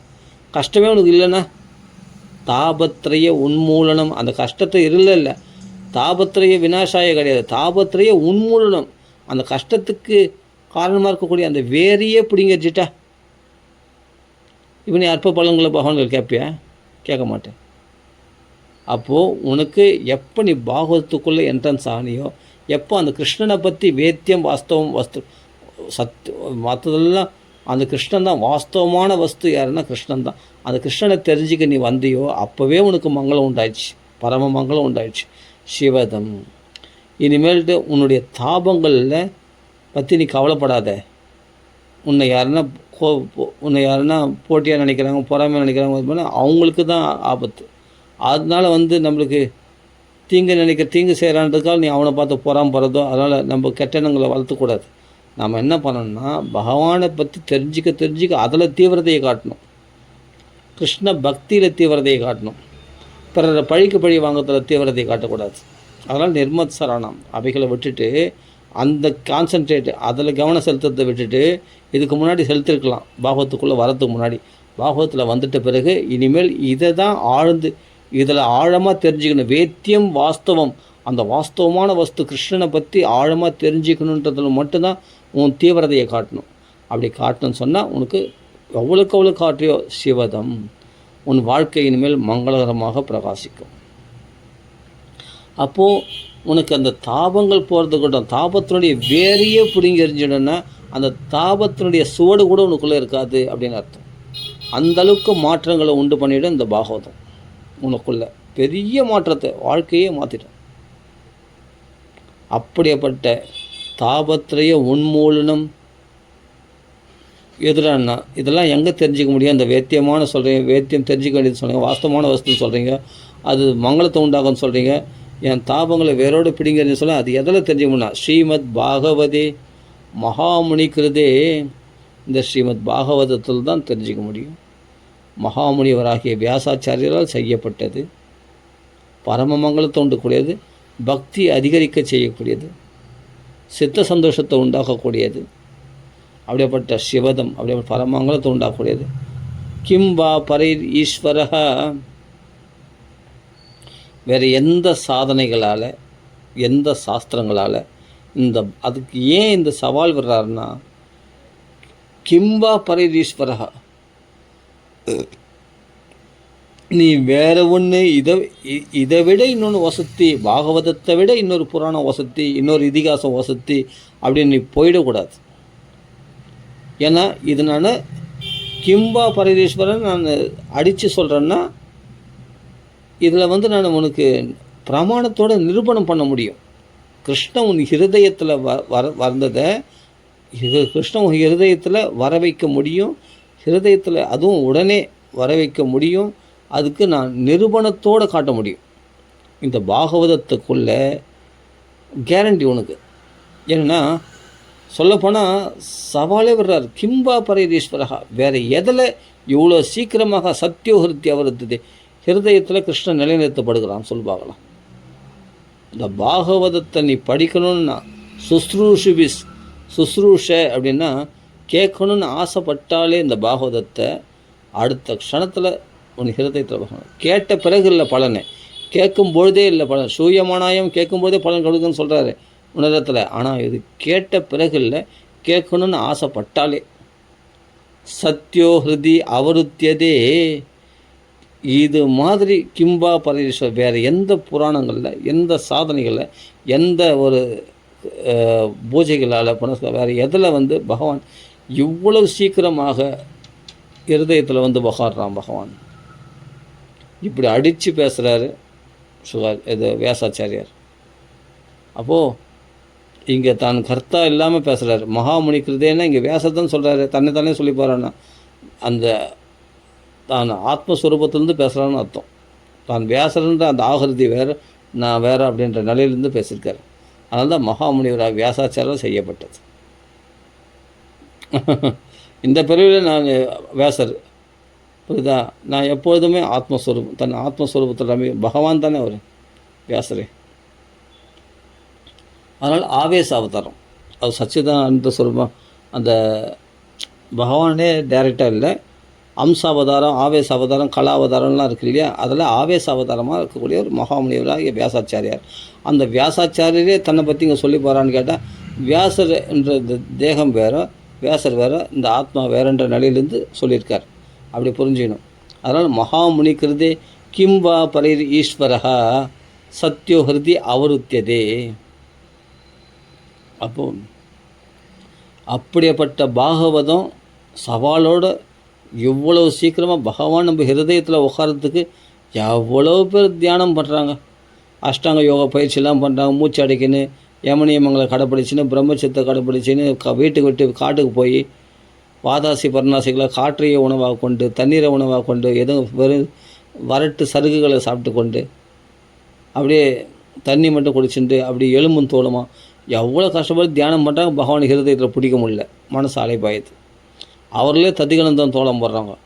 ஆனால் நீ அவ்வளோ தியானம்லாம் பண்ண வேணாமா, அவ்வளோ கஷ்டப்பட்டு கோயில்கோல அலைவானாமா. நீ இந்த பாகவத புஸ்தகத்தை திறந்துட்டு இதை கேட்கணுன்னு பாகவதத்தை ஆசைப்பட்டாலே உடனே உன் ஹிருதயத்தில் கிருஷ்ணன் அமர்ந்துடுறானோ. அப்போ சொல்கிறார், இதை தவிர வேறு எந்த தியானத்தினாலே, யோகத்தினாலே, ஞானத்தினாலே, இல்லை வேறு சாதனைகளால் கிம்பா பரீஸ்வரகா இவ்வளோ வேறு எதில் தான், வேறு எந்த சாதனைகளால் அந்த ஈஸ்வரன் கிருஷ்ணன் உடனே ஹிருதயத்தில் உட்காரான் சொல்ல பார்க்கலாம். ஆனால் பாகவதம் கேட்ட மாத்திர சுஷ்ரூஷபி தக்ஷணாத், அந்த க்ஷணத்திலே சத்யோஹிருத்தி அவருத்ததே உன் ஹிருதயத்தில் உட்காரானே. இது மாதிரி பாகவதம் வேண்டாமா? யோசிச்சு பாருங்கள். சத்யோ ஹிருதி அவருத்தியதே, உடனே ஹிருதயத்தில் அமர்ந்து விடுகிறானா. அவன் எப்போ அமர்ந்தான், எப்போ இல்லாமல் போயிட்டான். ஏற்கனவே பகவான் கீதையில் சொல்கிறான், அகம் ஹிருதி சன்னிவேஷ்டம். ஆமாம், எல்லா ஹிருதயத்திலும் நான் எப்பொழுதுமே இருக்கிறேன். ஹிருதய கமல வாசம்தான் பகவான் இல்லை சொல்கிறேன். அவன் இருக்கிறான்றது உனக்கு தெரியணுமே. அது தெரியப்படுத்துறது எதுலான்னு கேட்டால் பாகவதம் தான். அவன் இருக்கிறான், அவன் இல்லாத இடம் எங்கே சொல்ல பார்க்கலாம். ஹிருதயத்தில் சாநித்தியமாக இருக்கான் சரி, ஆனால் நம்ம உணர்றது இல்லையே. அப்போ சத்தியோஹிருத்தி அவருத்தியதுன்னா உடனே ஹிருதயத்தில் வந்துடானா, ஹிருதயத்தில் வந்துடான்னு இல்லை, ஹிருதயத்தில் தெரியிறான்னு அர்த்தம். ஏன்னா ஏற்கனவே ஹிருதயத்தில் இருக்கிறவன் தெரியணும்னா அதுக்கான ஞானம் உனக்கு வேணுமே. அந்த ஞான கண்ணோட பார்த்தா தானே உனக்கு தெரியும். அந்த ஹிருதயத்தில் பகவான் தெரிவான் அப்படின்னா அது பாகவதம் என்ற இந்த நஷ்ட திருஷாம் ஏஷ புராணருக்கும் அதுனோதிதா, அப்படி நஷ்டமான கண்கள் உடையவர்களுக்கு இந்த ஞான கண்ணை கொடுக்கறதா அந்த பாகவதம் என்ற புராணமானது. இந்த புராணம் என்ற சூரியன் வெளிச்சத்தையும் கொடுத்து நம்மளுக்கு கண்ணையும் கொடுக்குதுன்னா அந்த பாகவதம். இதுக்கு மேலே தாய் மாதிரி நமக்கு இப்படி கிருஷ்ணனை காட்டி கொடுக்குதுன்னு சொன்னால் அத்தியாத்ம தீபம், அப்படியேப்பட்ட அத்தியாத்ம தீபமாக இருந்து கிருஷ்ணனை காட்டி கொடுக்குதுன்னு சொன்னால் ஆத்மாவை பரமாத்மாவை காட்டி கொடுக்குற இப்படியாப்பட்ட பாகவதமாச்சு. இது தாய் போல் தந்தை போல் நமக்கு பகவானை காட்டி கொடுக்கக்கூடிய, குருவாக இருந்து பகவானை காட்டி கொடுக்கக்கூடிய, பக்தி உண்டாக்கக்கூடிய இப்படிப்பட்ட கிரந்தத்தை யார் தான் படிக்காமல் இருப்பா சொல்லும் பார்க்கலாம். அதனால் சவாலோடு சொல்கிறார், இதில் தவிர வேறு எதில் ஈஸ்வரன் இவ்வளோ சீக்கிரமாக ஹிருதயத்தில் உட்காந்துடுறான், அவ்வளோ சீக்கிரம் கிருஷ்ணன் நம்மளுக்கு காட்சி கொடுக்குறான் அப்படின்னா கிடையாது. அதனால் சத்யோஹிருத்தி அவருத்தியதே அத்த கிருதிபிகி சுஷ்ரூஷுபி தக்ஷணாத்து. அப்போ யாரோ சில புண்ணியாத்மாக்கள் தான் கிருதிபிகி, அவர்களால் தான் இந்த பாகவதத்தை அனுபவிக்க முடியுமா. எல்லாரும் பாகவதத்துக்குள்ளே பிரவேசிச்சிட முடியாது. அப்படியேப்பட்ட பாகவதம் இது. ஸ்ரீமத் பாகவதே மகாமுனி கிருதே கிம்பா பரதீஸ்வரः சத்யோ ஹிருதி அவருத்ததே அத்ர கிருதிபிஹி சுஷ்ரூஷுபிஸ்தக்ஷணாத் நிகமகல்பதரோர்கலிதம் பலம் சுகமுகாது அமிர்தத்ரவ சம்யுதம் பிபத பாகவதம் ரசமாலயம் முகுரஹோரசிகா புவி பாபுகாக. இந்த நிகமம்னா வேதங்கள். வேதங்கள்லாம் நம்மளால் படிக்க முடியுமான்னா நடக்கவே நடக்காது. அதுக்கெல்லாம் ஒரு குரு வேணும், ஸ்பஷ்டமாக உச்சரிக்கணும். கொஞ்சம் அக்ஷர லோபமோ இல்லாட்டி ஸ்வரலோபமோ உண்டாயிடுச்சுன்னா விபரீத பலன் கூட கொடுத்துருமா. அப்படியேப்பட்ட வேதங்களுக்கு ஒன்று அதிகாரம் இல்லாமல் போகலாம். ஆனால் பக்தியில் எல்லாருக்கும் அதிகாரம் உண்டு. அதனால் அந்த வேதம் நம்மளுக்கு வேதத்தில் நம்ம திரும்பி பார்க்க வேண்டாம். அதை நம்ம பிரதட்சணம் பண்ணிக்கோ, அந்த வேதத்தை நமஸ்காரம் பண்ணிக்கோ. அதுதான் வேதத்துலேருந்து வந்தது தான் பாகவதம். அந்த வேதமாகிற கற்ப விருட்சத்தில் பழுத்த பழம்தான் ஸ்ரீமத் பாகவத். ஆனால் வேதம் நம்மளுக்கு வராதுல்ல, அது வராமே போட்டோம் பரவாயில்ல. ஆனால் நம்மளுக்கு தேவை பழம். மரத்தை யாரும் நெட்டும் போகிறாங்க. நம்மளுக்குலாம் நம்ம பழத்தை சாப்பிடணும்னா டேஸ்ட்டாக சூப்பராக கூடையாக பழம் சாப்பிட்றோமா, ஜம்முன்னு ஜூஸாக அப்படி உறிஞ்சி தூக்கி போட்டு போயினே இருக்கணும். அது இன்னும் பழம் பழுத்துனே இருக்கும். ஒரு மரத்தை தாத்தா நட்டார், பேரன்னா பழத்தை சாப்பிட்றோம், அவ்வளோதான். நீ இல்லை எனக்கு சாமர்த்தியம், நானே ஒரு மரத்தை நடுவேன், நானே ஒரு கிளை வருது, அது 5 வருஷம் நான் காத்துன்னு இருப்பேன், காத்துலேருந்து அப்புறமா நான் பழம் பறிச்சுக்கிறேன் அப்படின்னா இது நடக்கிற காரியம் தான். இது ரொம்ப கஷ்டப்படணும். அதனால் நானே ஆத்ம சாதனைகள் பண்ணுறேன், நான் யோகம் பண்ணுறேன், தியானம் பண்ணுறேன், அதனால் நான் பகவானை அணிஞ்சிட்டேன் அப்படின்ட்டு முயற்சி பண்ணுறவங்களாம் இவங்களாம் கஷ்டப்படுறது. ஆனால் யார் பாகவதம் படிக்கிறாங்களோ அவர்கள்லாம் என்னென்னா அனுபவத்துக்கு வந்துடுறாங்க, டைரெக்டாக பழத்தை சாப்பிட்றாங்க. இவங்க மரத்தை நடணுன்ற அவசியம் இல்லை, அதுக்கு தண்ணி ஊற்றி அதுக்கு ஆடு மாடு மேயாமல் பாத்தி கட்டி முள் வெல்லாம் நட்டு கஷ்டப்படணுன்னு அவசியம் இல்லை, 5 வருஷம் காத்தணுன்னு அவசியம் இல்லை. என்ன பண்ணணும்னா தக்ஷணாத்து முன் ஸ்லோகத்தில் சொன்னார், அந்த க்ஷணத்திலேயே ஹிருதயத்தில் வகணும், உடனே அந்த சுவை அனுபவிக்கும். பிரத்யக்ஷமேவ தரிசிதம். அந்த க்ஷணத்திலே நீ கிருஷ்ண அந்த பாகவத பக்தி சௌக்கியத்தை நீ அனுபவிக்கலாம், உடனே அந்த பழத்தை சுவைக்கலாம். நீ 5 வருஷம் காத்துன்னு இருக்கும், 10 வருஷம் காத்துன்னு இருக்கணும் அவசியம் இல்லை. அந்த மரம் வளர்கிற வரைக்கும் அது பூ எடுத்து காய் எடுத்து அது பழமாக பண்ணணும், கிடையாது. நீ டைரெக்டாக பழத்தை அப்படியே, அதுவும் நீ தோல் உரிக்கிற கஷ்டம் கூட கிடையாது, கொட்டை எடுக்கிற கஷ்டம் கிடையாது, டைரெக்டாக ஜூஸாகவே அப்படியே ஜூஸாக அப்படியே நீங்கள் அப்படியே அது கடிச்சின்னு உரிச்சின்னு தோலை உரிச்சின்னு அந்த கொட்டெல்லாம் பல்லு கூசம் கொட்டெல்லாம் கடிச்சின்னு அதெல்லாம் நான் தூக்கி போட்டு அப்படியே உனக்கு ஜூஸாகவே பிழிஞ்சி அப்படியே உனக்கு அவ்வளோ சொகுசாக கொடுத்துருக்காங்க மகாத்மாக்கள். பாருங்கள், ரசம் ஆலயமாக, அந்த ஆன்மா லயமாகக்கூடிய ரசமாக அது, அப்படியேப்பட்ட பாகவத ரசமாக அது. அப்படியே ஜூஸாக அவ்வளோ லபக்குன்னு முழுங்க வேண்டியது தான். அப்போது மரத்தை நட வேண்டியதில்லை, பாதுகாக்க வேண்டியதில்லை, வெயிட் பண்ண வேண்டியதில்லை, எதுவுமே இல்லை. அப்படியே டைரெக்டாக, அதுவும் பழம் பறிக்க வேண்டிய அவசியம் இல்லை. உங்களுக்கு பழத்தை பறித்து சுகாச்சாரியர் என்ற ஒரு கிளி அந்த பழத்தை பறித்து கொடுத்துட்டாரு.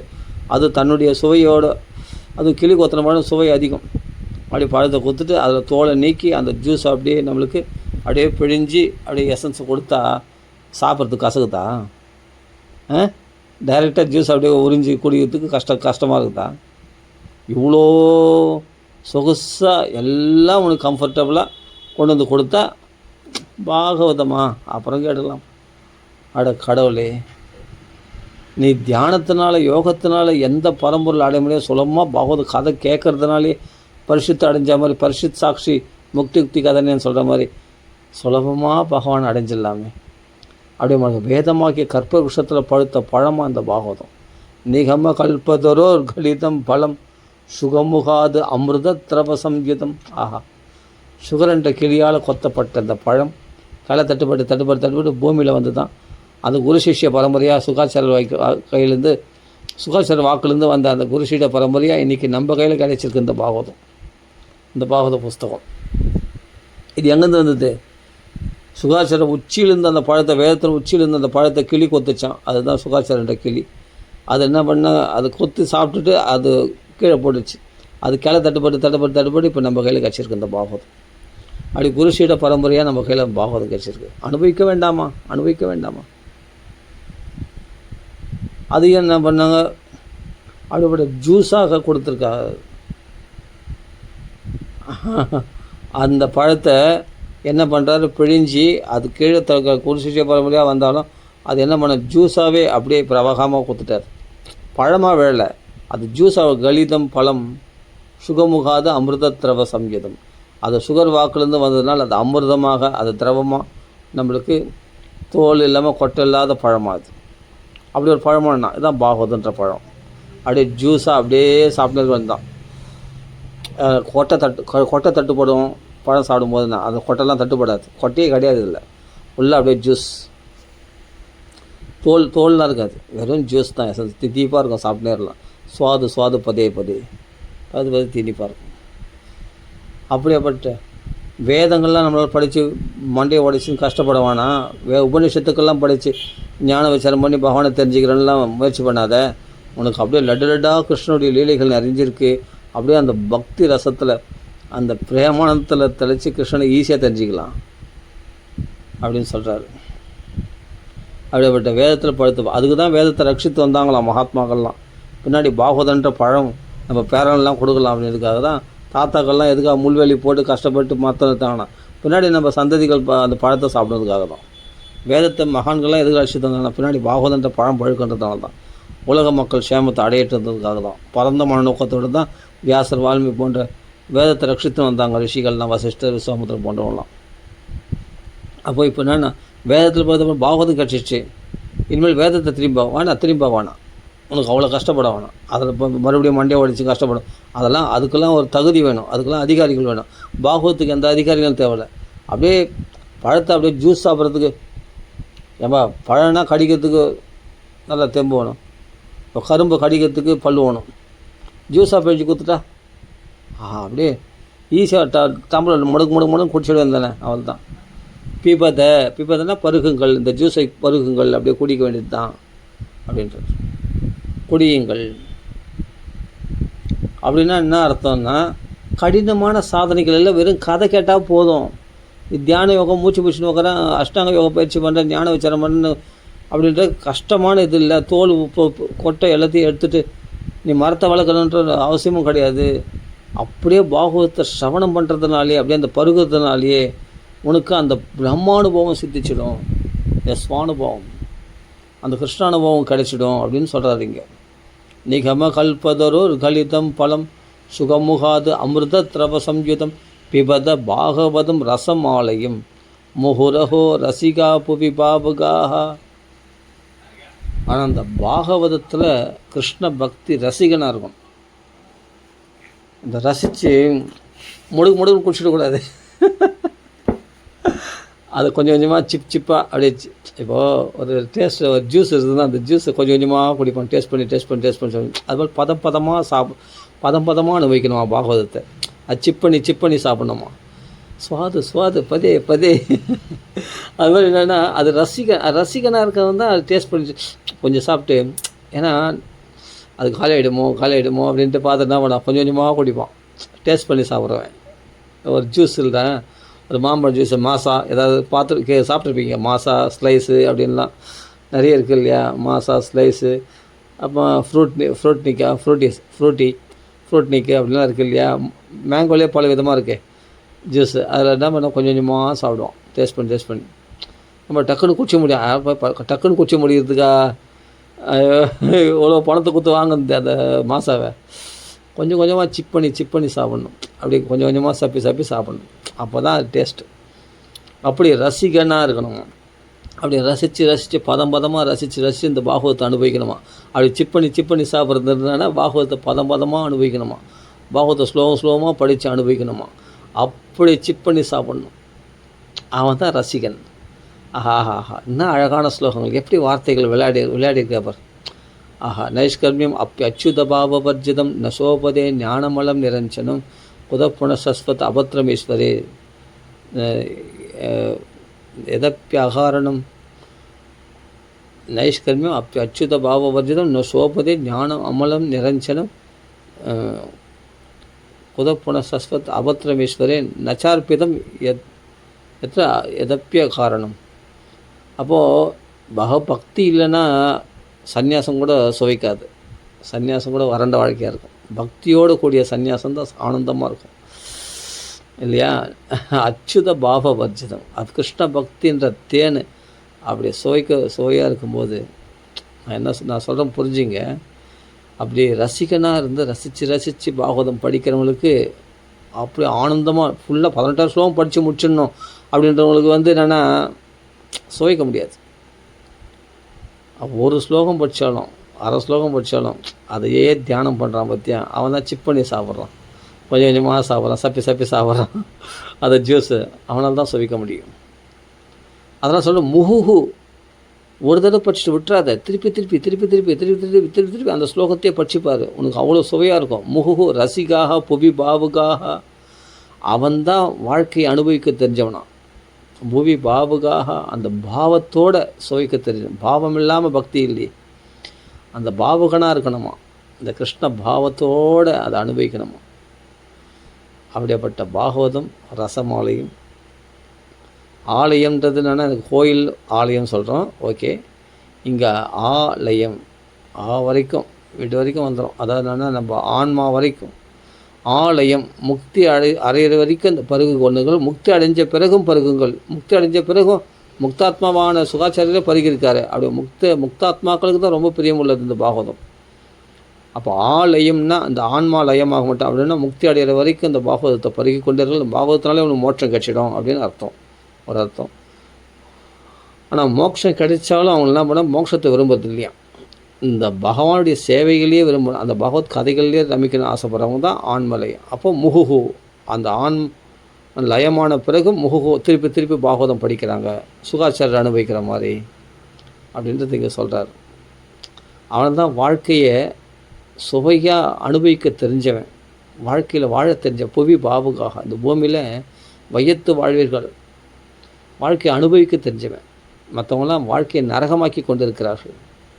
இந்த பாகவதத்தை படிக்கிறவன் வாழ்க்கையை சொர்க்கமாக்கி கொண்டு ஆனந்தமாக இருக்கிறான், எந்த வித பட்டுதல் இல்லாமல் ஆனந்தம். பாகவதம் படித்து கண்ணீர் விட்டு கொண்டு கிருஷ்ணலீலைகளை மெய்மறந்து ஆஹா பக்தர்களுக்கு எப்படிலாம் அனுகிரகம் பண்ணிடுறான் பகவான். எப்படி பிரகலாதனை காப்பாற்றிருக்கான், துருவனை காப்பாற்றிருக்கான் பகவான், உத்தவரை காப்பாற்றிருக்கான், அக்குரோட ஆலிங்கனம் பண்ணிக்கிறானே பகவான். அக்குரோடைய பக்தி எத்தகையது, வசுதேவருடைய பக்தி எத்தகையது, அந்த தேவகி அந்த யசோதை தொல்லை இன்பத்தின் இறுதி கண்டாலாமே அப்படின்னு பார்த்து அனுபவித்து அப்படி பாகவத்தை சுவைக்கிறவனுக்கு ரசம் ஆலயம், அந்த ரசமாக இருக்கக்கூடிய அதே சொல்ல ரசிகனா சுவைச்சா அவன் வாழ்கிற உலகமே தனி. இந்த பாகவத உலகத்தில் ஆனந்தமாக இருப்பான்.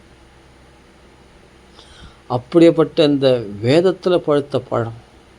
இனிமேல் நீ மரத்தை நடன அவசியம் இல்லை, மரத்தை நட்டாச்சே முன்னோர்கள், பழம் சாப்பிட வேண்டியது மட்டும்தான் உன் வேலை. அனுபவம் மட்டும்தான் இந்த பாகவதத்தில் டைரெக்டாக அனுபவம் கொடுத்துட்றாங்க உங்களுக்கு. நீ கஷ்டப்படாமல் பாத்தி கட்டாமல் செடிக்கு தண்ணி ஊற்றாமல் மரத்தை வளர்க்காமல் காற்று நிற்காமல் இப்போது தக்ஷணம் நீ பாகவத புஸ்தகம் திறந்த உடனே அந்த பழத்தை அப்படியே சாப்பிட்லாம். இந்த பாகவத ரசம்ன்ற பழத்தை அப்படியே மாம்பழம் ஜூஸ் அப்படியே ஸ்லைஸ் அந்த மாசா எனக்கு அதான் ஞாபகம் வருது. அந்த மாம்பழம் ஜூஸ் தானே அது சாப்பிட்றாங்களே, அது மாதிரி சாப்பிட்லாம், நல்லா உறிஞ்சி சாப்பிட்லாம். இந்த பாகவதத்தை பருகலாம், டேஸ்ட்டாக தித்திப்பாக இருக்கும். சுவாது பதே. சரி, இதுக்கு டைம் ஆகிடுச்சு. நான் இந்த 3 ஸ்லோகம் அவதாரிகளை சொல்லணும்னு ஆசைப்பட்டேன். அதனால் வேதத்துக்கு நிகரானது இல்லை, வேதத்தினுடைய பழுத்த பழம்னா வேதத்தை விட உயர்ந்தது இந்த பாகவதம். பாருங்கள், வேதத்துக்கெலாம் அதிகாரிகள் வேணும், உபனிஷத்துக்கெல்லாம் அதிகாரிகள் வேணும். பாகவதத்துக்கு யார் அதிகாரிகள்? நாமெல்லாம் அதிகாரிகளாம். நாமெல்லாம் கிருஷ்ண கதை கேட்க தெரியுமா? தெரியுமே. கிருஷ்ணன் போதனை வாதம் பண்ண அவ்வளோ தெரிஞ்சா போதுமே. நீ பாகவதம் படிச்சிருக்கே, நீ தான் பாகவத் கிருஷ்ண போதனை வதம் பண்ணான்னு இவ்வளோ புரியுது. என்ன பாகவத்துக்கு நீ தகுதி? இது யார் வேணால் குழந்தை கூட பாகவத்தில் தகுதி. பிரகலாதன் கதை புரியலையா? துருவம் கதை புரியலையா? கிருஷ்ணனுடைய நவதி லீலை புரியலையா? மிருதபக்ஷன் லீலை புரியலையா? ஓவத்தனத்தனம் பண்ணா, காளியந்தனம் பண்ணா, இதான் பாகவதம். இதில் ஏதாவது ஒரு நிலையில் ஈடுபட்டாலே நீ மோட்சம் கட்சிடும், உனக்கு கிருஷ்ண பக்தி உண்டாயிடுமே. பக்தியோக வர்த்தனம் எச்ச கிருஷ்ண சந்தோஷ ஹேதுக்கும். இது பக்தி யோகத்தை அதிகரிக்க செய்யக்கூடிய கிருஷ்ணனை சந்தோஷப்படுத்தக்கூடியது இந்த பாகவத புராணம். இதை விட வேறு என்ன வேணும்? பாக்கியம் இருக்கணும். மந்த பாக்கியாக, மந்த பாக்கியம் உள்ளவங்களுக்கு கிடைக்காது. பூரி பாக்கியன்னு தத்பூரி பாக்கியம் ஜன்மப்பி கிமப்பிடவியம். அப்படியாப்பட்ட அகோபாக்கியம் நந்தகோப பிரஜோகோசாம் என்மித்திரம் பரமானந்தம் பூர்ண பிரம்ம சனாதனம். அதுபட்ட பகவானின் நண்பர்களாக பெற்ற அந்த கோபரல்லவா பெரிய பூரி பாக்கியன் அதிகமான புண்ணியபுஞ்சாக புண்ணியங்களை மூட்டை கட்டின்னு வந்து இங்கே கிருஷ்ணலீலைகள் பண்ணுறாங்க. பிரம்ம சுகானுபூத்தி, அந்த பிரம்ம சுகானுபவம் கிடைக்குமா? கிருஷ்ண பிரம்ம சுகானுபவத்தை அனுபவிக்கிறாங்க கோபர்கள். அவ்வளோ பாக்கியமா. அந்த கிருஷ்ணனை விட அதிக பவர்ஃபுல் கிருஷ்ணன்ற சந்திரன் மறைஞ்ச பேர் புராணம் என்ற சூரியன். அப்படின்னா சந்திரனுடைய வெளிச்சம் கம்மி, சூரியனுடைய வெளிச்சம் அதிகம் இல்லையா? அது மாதிரி கிருஷ்ணர் கிடைச்ச சௌக்கியத்தை விட இந்த பாகவத்தில் கிடைக்கிற சௌக்கியம் அலாதியம். அது சந்திர வெளிச்சம் மூலம் கிருஷ்ணன் டைரெக்டாக அனுபவிச்சவங்களுக்கு பாகவதத்தில் அந்த சூரிய வெளிச்சம் மூலம் அப்படின்னா அதிகமான ஆனந்தத்தை கொடுக்கக்கூடிய இந்த பாகவதம் கிரந்தம். அதனால் படித்து அனுபவிக்கக்கூடிய கிரந்தம். சரி, இப்படி சொல்லப்படுது. முகுஹு ரசிகாக போவி பாவுகாக. இந்த பாகவத ரசிகன் ஆகிட்டான்னா வேறு எதுக்கு ஏன் ரசிக்க மாட்டான்? இப்போது ஒன்றும் இல்லை, பௌதிகமாக ஒரு திருஷ்டாந்தமே கொடுக்குறேன். இப்போ கமல் ரசிகர், ரஜினி ரசிகர் நாங்களாம் பார்த்துருக்கோம். வெறித்தனமாக இருப்பாங்க கமல் ரசிகர், ரஜினி ரசிகர். ஸ்க்ரீனிங் ஒன்றும் இல்லை, ஒரு படம் ஒன்று வந்தது. அதில் வந்து என்னென்னா கமல் வந்து ரஜினி அடிக்கிற மாதிரி ஒரு சீன் வருது. உடனே அந்த தேட்டரை ஸ்க்ரீனே கழிச்சிட்டாங்க. சொன்னால் நம்புவீங்களா? தேட்டர் ஸ்க்ரீனே கழிச்சிட்டாங்க. ஏன்னா அவ்வளோ வெறித்தனம் அந்த ரஜினி ரசிகர்களுக்கு, அவ்வளோ வெறித்தனம். அது மாதிரி அந்த ரஜினியை தவிர வேறு எந்த ஹீரோவையும் அவங்க வேறு யாரையும் உயர்ந்த ஹீரோவை நினைக்க மாட்டாங்க ரஜினி ரசிகர்கள். நான் பார்த்துருக்கேன் நேரில். ரஜினி வெறி, அவன் பேர்லேயே ரஜினி போட்டிருப்பான். ரஜினி பாலா அப்படின்னு ஒருத்தர் இருந்தார், பாலான்னு ஒருத்தர் இருந்தார்.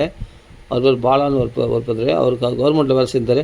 ரஜினி பாலா பேரில் ரஜினி வச்சுருப்பார். அப்புறம் அந்த ரஜினி ரசிகன் அவன் வந்து வேறு எந்த ஹீரோ, கமல், அவன் வந்து சிவாஜி, எம்ஜிஆர் யாருமே பெரிய ஹீரோ இல்லை. எங்கள் ரஜினி மாதிரி வராது, எங்கள் தலைவர் மாதிரி வராது, எங்கள் சூப்பர் ஸ்டார் மாதிரி வராது அப்படின்னு சொல்கிறான் இல்லையா? அவன் தான் ரசிகன், அந்த வெறித்தனம். அது மாதிரி இந்த பாகவத புஸ்தகத்தை படிச்சுட்டவன் அவன் ராமாயணம், மகாபாரதம் எந்த புராணங்களையும் திரும்பி பார்க்க மாட்டான்.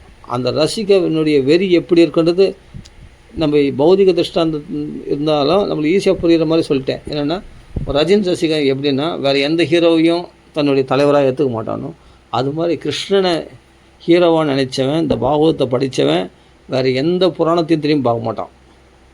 அதுதான் ரசிகாகா. இப்போ புரியுதா ரசிகன் அர்த்தம்? ஈஸியாக விளக்கம் கொடுக்கலாம். ரசிகன்னா அப்படி இருக்கணும். ரசிகன் இந்த என்ன தான் நீ எவ்வளோ வசதியாக தந்து தலைமையில் நீ கட்டினாலும், இதை விட பாகவதம், இதை விட மகாபாரதம் வசதி, ராமாயண வசதி எல்லாம் சொன்னாலும் அவன் என்ன பண்ண உண்மையான ரசிகனாக இருப்பவன். என்னென்னா இந்த பாகவத்தில் இருந்தால் சொல்லு, பாகவத்து சம்மந்தமான விஷயமா இருந்தால் சொல்லு, நான் கேட்குறேன். இல்லைன்னா அது மற்றதெல்லாம் நீயே வச்சுக்கோ, எங்களை கொண்டு வராத. எனக்கு பாகவதம் ஒன்று போதும். இது பாகவத்தை பற்றி பேசுறது தான் எங்களை வா, மற்றதெல்லாம் பேசுறது தான் எங்களை வரவே வராது. என் கோச்சினோட கோச்சிக்கோ பரவாயில்ல, எனக்கு கிருஷ்ணன் போதும், இந்த பாகவதம் ஒன்று போதும் அப்படின்னு இருக்கிறவன் தான் ரசிகனா. என் கிருஷ்ணன் பகவான் ஒருத்தன் போதும் எனக்கு அப்படின்னு பாகவதத்தை நிஷ்டையாக இருக்கிறான் பத்தியா, அவன் தான் அலௌகிக பக்தி. அவன் தான் அலௌகிக பக்தியில், இந்த லோக விஷயமான பக்தி பண்ணுறவன் எதில் வேணால் வாங்குவான்.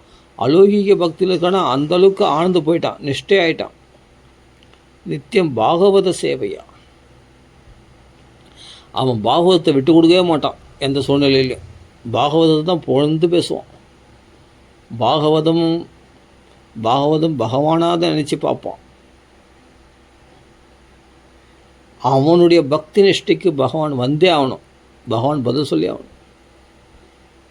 ஏன்னா பாகவதத்தில் பகவானை பார்த்துருவான்.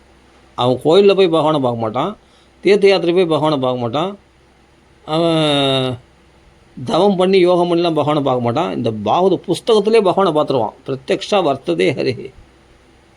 ஆமாம், அவன் நிஷ்டை, அவனுடைய பக்தி, அந்த ரசிகனாக, அந்த கிருஷ்ண ரசிகனாக அந்த பாகவதத்தில் மற்ற அவதாரத்தோட கிருஷ்ண அவதாரம் தான் வசதி, அவன் தான் பகவான் அப்படின்னு சொல்லி அதை பெருமைப்படுத்தி பேசுவான். ராமரோடு ஏற்றுக்க மாட்டான், நரசிம்மரோடு எல்லாமே கிருஷ்ணனுக்கு கீழே தான் அப்படின்னு நினச்சி அவன் பாகவதம் படிக்கிறான்னு சொன்னால் பகவானே தான் ராமராக வந்தார், கிருஷ்ணா வந்தார், ஓகே, ஆனால் கிருஷ்ண மாதிரி வராது அப்படின்னுவான். அந்த கிருஷ்ணன் 10வது ஸ்கந்தம் படிச்சுட்டு அவன் கண்ணீர் விடுவான், அழுதுடுவான். பகவானே இப்படி பக்தர்கள்லாம் இப்படி அனுகிரகம் பண்ணியிருக்கியா, இந்த காட்டுத்தீயே அள்ளி குடிச்சிட்டியா, உன் வாய் சுடாதா, அந்த கோபரில் காப்பாற்றுறதுக்கு காட்டுத்தீயே அள்ளி குடிச்சிட்டியே, ஆஹா உனக்கு எவ்வளோ கருணை, கம்பா தயாலும் சரணம் பிரஜ விஷப்பால் கொடுத்தாலே, அவளுக்கு தாத்ரி உச்சிதாம் தாய்க்கு சமமான பதவி கொடுத்தியே, உன்ன மாதிரி தயாளு யாராப்பா அப்படின்னு அந்த கிருஷ்ணனை அப்படி புகழ்ந்து பேசுவான். அவன் தான் ரசிகன். இப்போ ரசிகர்னா அவர் தலைவர் இப்படி திரும்பினார், அப்படி நடந்தார், அந்த ஸ்டைல் பார்த்து, நடக்கிற ஸ்டைல் பார்த்து, சரி சிரிக்கிற ஸ்டைல் பார்த்து, அந்த சிகரெட் பிடிக்கிற ஸ்டைல் அப்படின்லாம் ரசிக்கிறான் இல்லையா, அவன் தான் உண்மையான ரசிகன் இல்லையா பௌதிகத்தில்.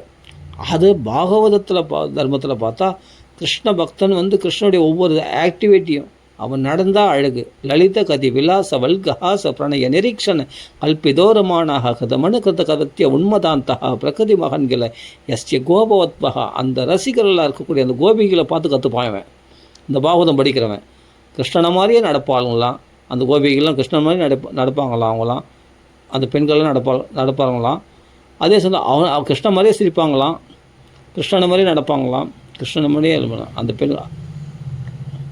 ஏன் அவர்கள்லாம் அப்படி இருந்தாங்க அப்படின்னா, கிருஷ்ண பித்து பிடித்தவர்களாக கிருஷ்ணமயமாக மாறிட்டாங்க, பிரகிருதி மகன்களாக கிருஷ்ணனாகவே மாறிட்டாங்க. அப்போ கோபிகளத்திலிருந்து பக்தி எப்படி பண்ணணும்னு கற்றுக்கணும்.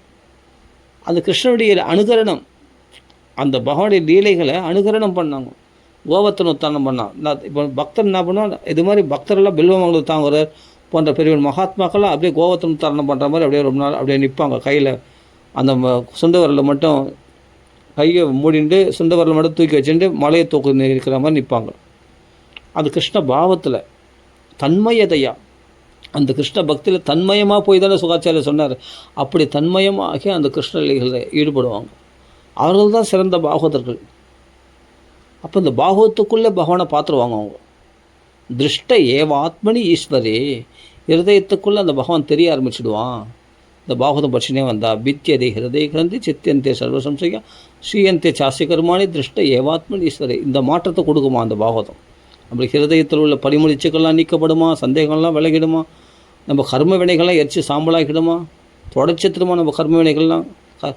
ஸ்ரீயந்தே சாஸ்ய கர்மாணி அப்படின்னா திருஷ்ட ஏவாத்மன் ஈஸ்வரி, ஹிருதயத்தில் பகவான் தெரிவானா. இவ்வளோ பெரிய மாற்றங்கள் இந்த பாகவத்தில் உண்டாகுமா.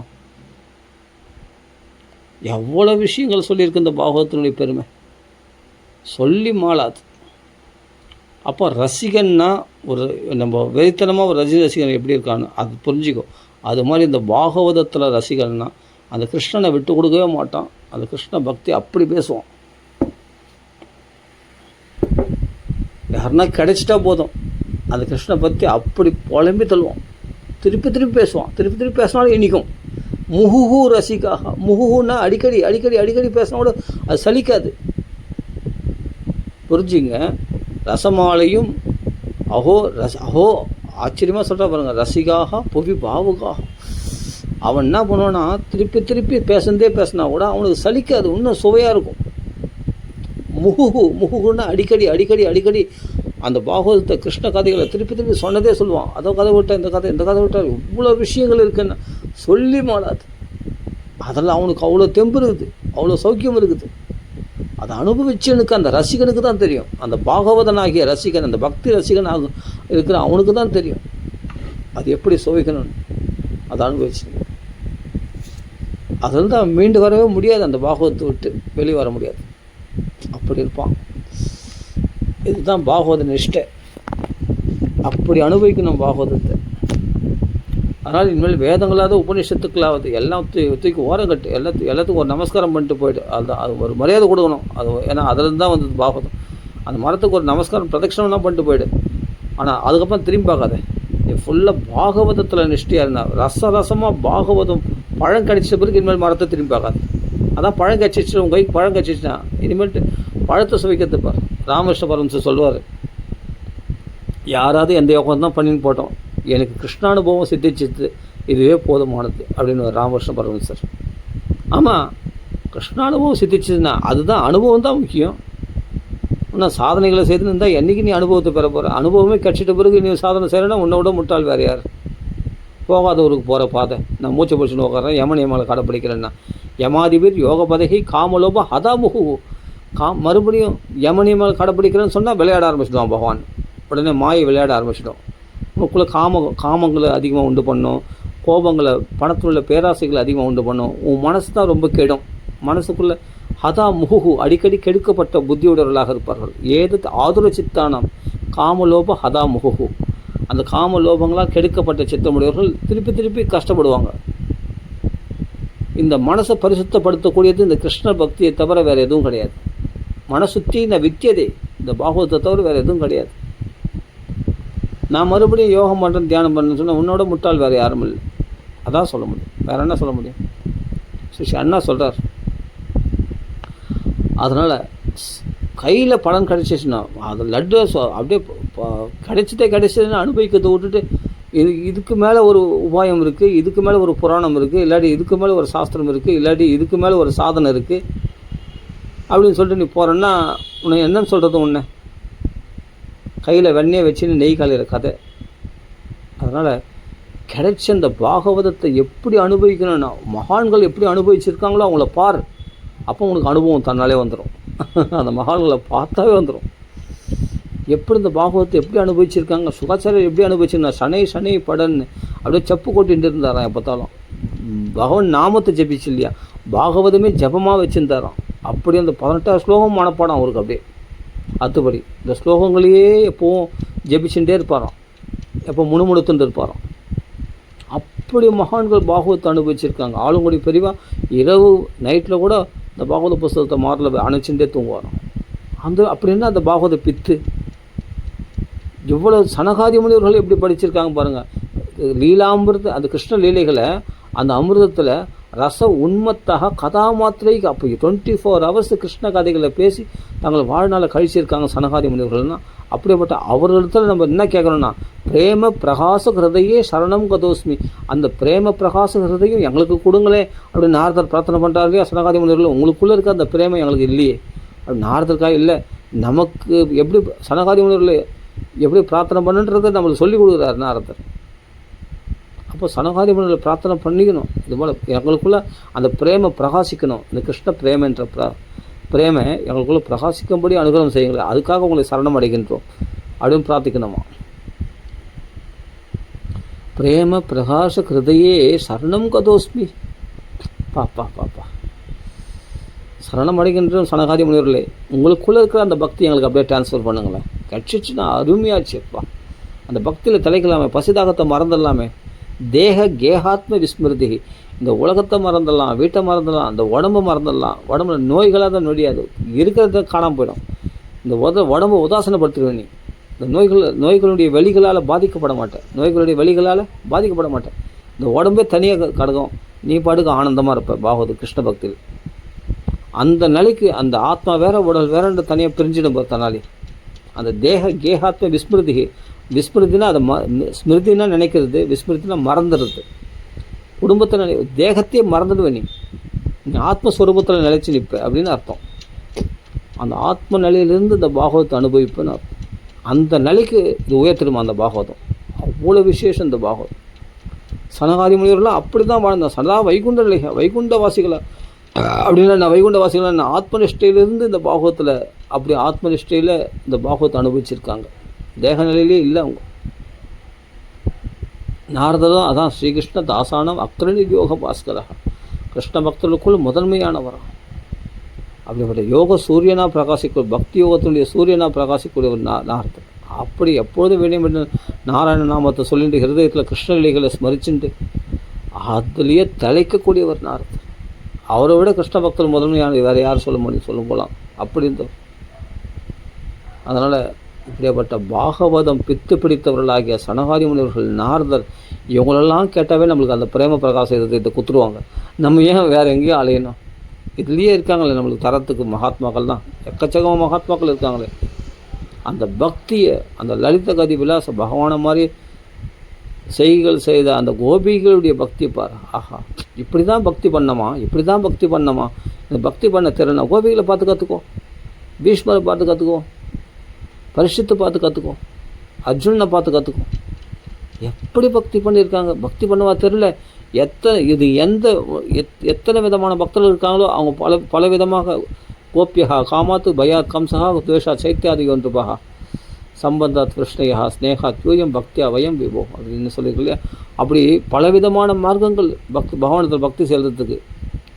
ஸ்னேகத்தினால பண்ணலாம், அன்பால் பண்ணலாம், தாசிய பக்தி பண்ணலாம், வாத்சல்ய பக்தி, யசோத மாதிரி பண்ணலாம் பக்தி. உனக்கு என்ன பக்தி வேணும் உனக்கு சொல்லிக் கொடுக்கறதுக்கு நிறைய மகாத்மாக்கள் நிறைஞ்சிருக்காங்க இந்த பாகவத்துக்குள்ளே.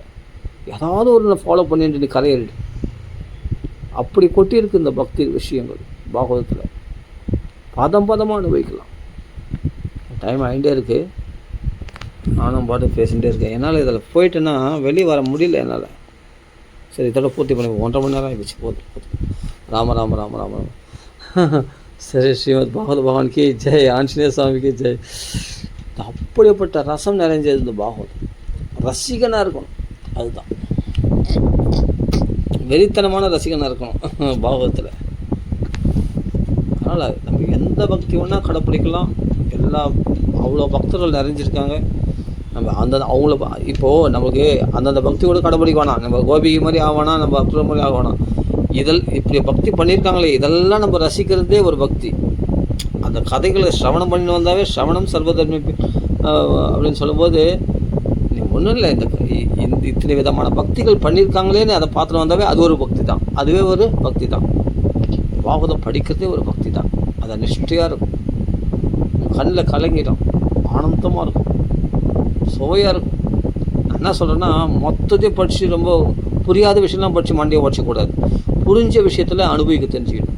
அவ்வளோதான். நான் சிம்பிளாக சொல்லிட்டேன் ஒரே வார்த்தையில். உனக்கு என்ன புரியுது இந்த பாகவத்தில் அதில் அனுபவிக்க தெரிஞ்சுக்கோ. புரியாத விஷயத்தில் போய் மண்டையை உடச்சிக்காது. புரியாத விஷயம் என்றைக்கு பகவான் புரிய வைக்கிறான்னு அன்றைக்கி புரிஞ்சுக்கோ. ஆனால் அதுக்காக இதெல்லாம் புரியாத விஷயன்ட்டு பாகவத்தை மூட்டை கட்டுறாரு. பாகவத்தில் உனக்கு என்னென்ன புரியாத விஷயம் தெரிஞ்ச சாரமான விஷயம் அதை முதல்ல நல்லா படித்து ஆனந்தப்படு, கண்ணீர் விடு.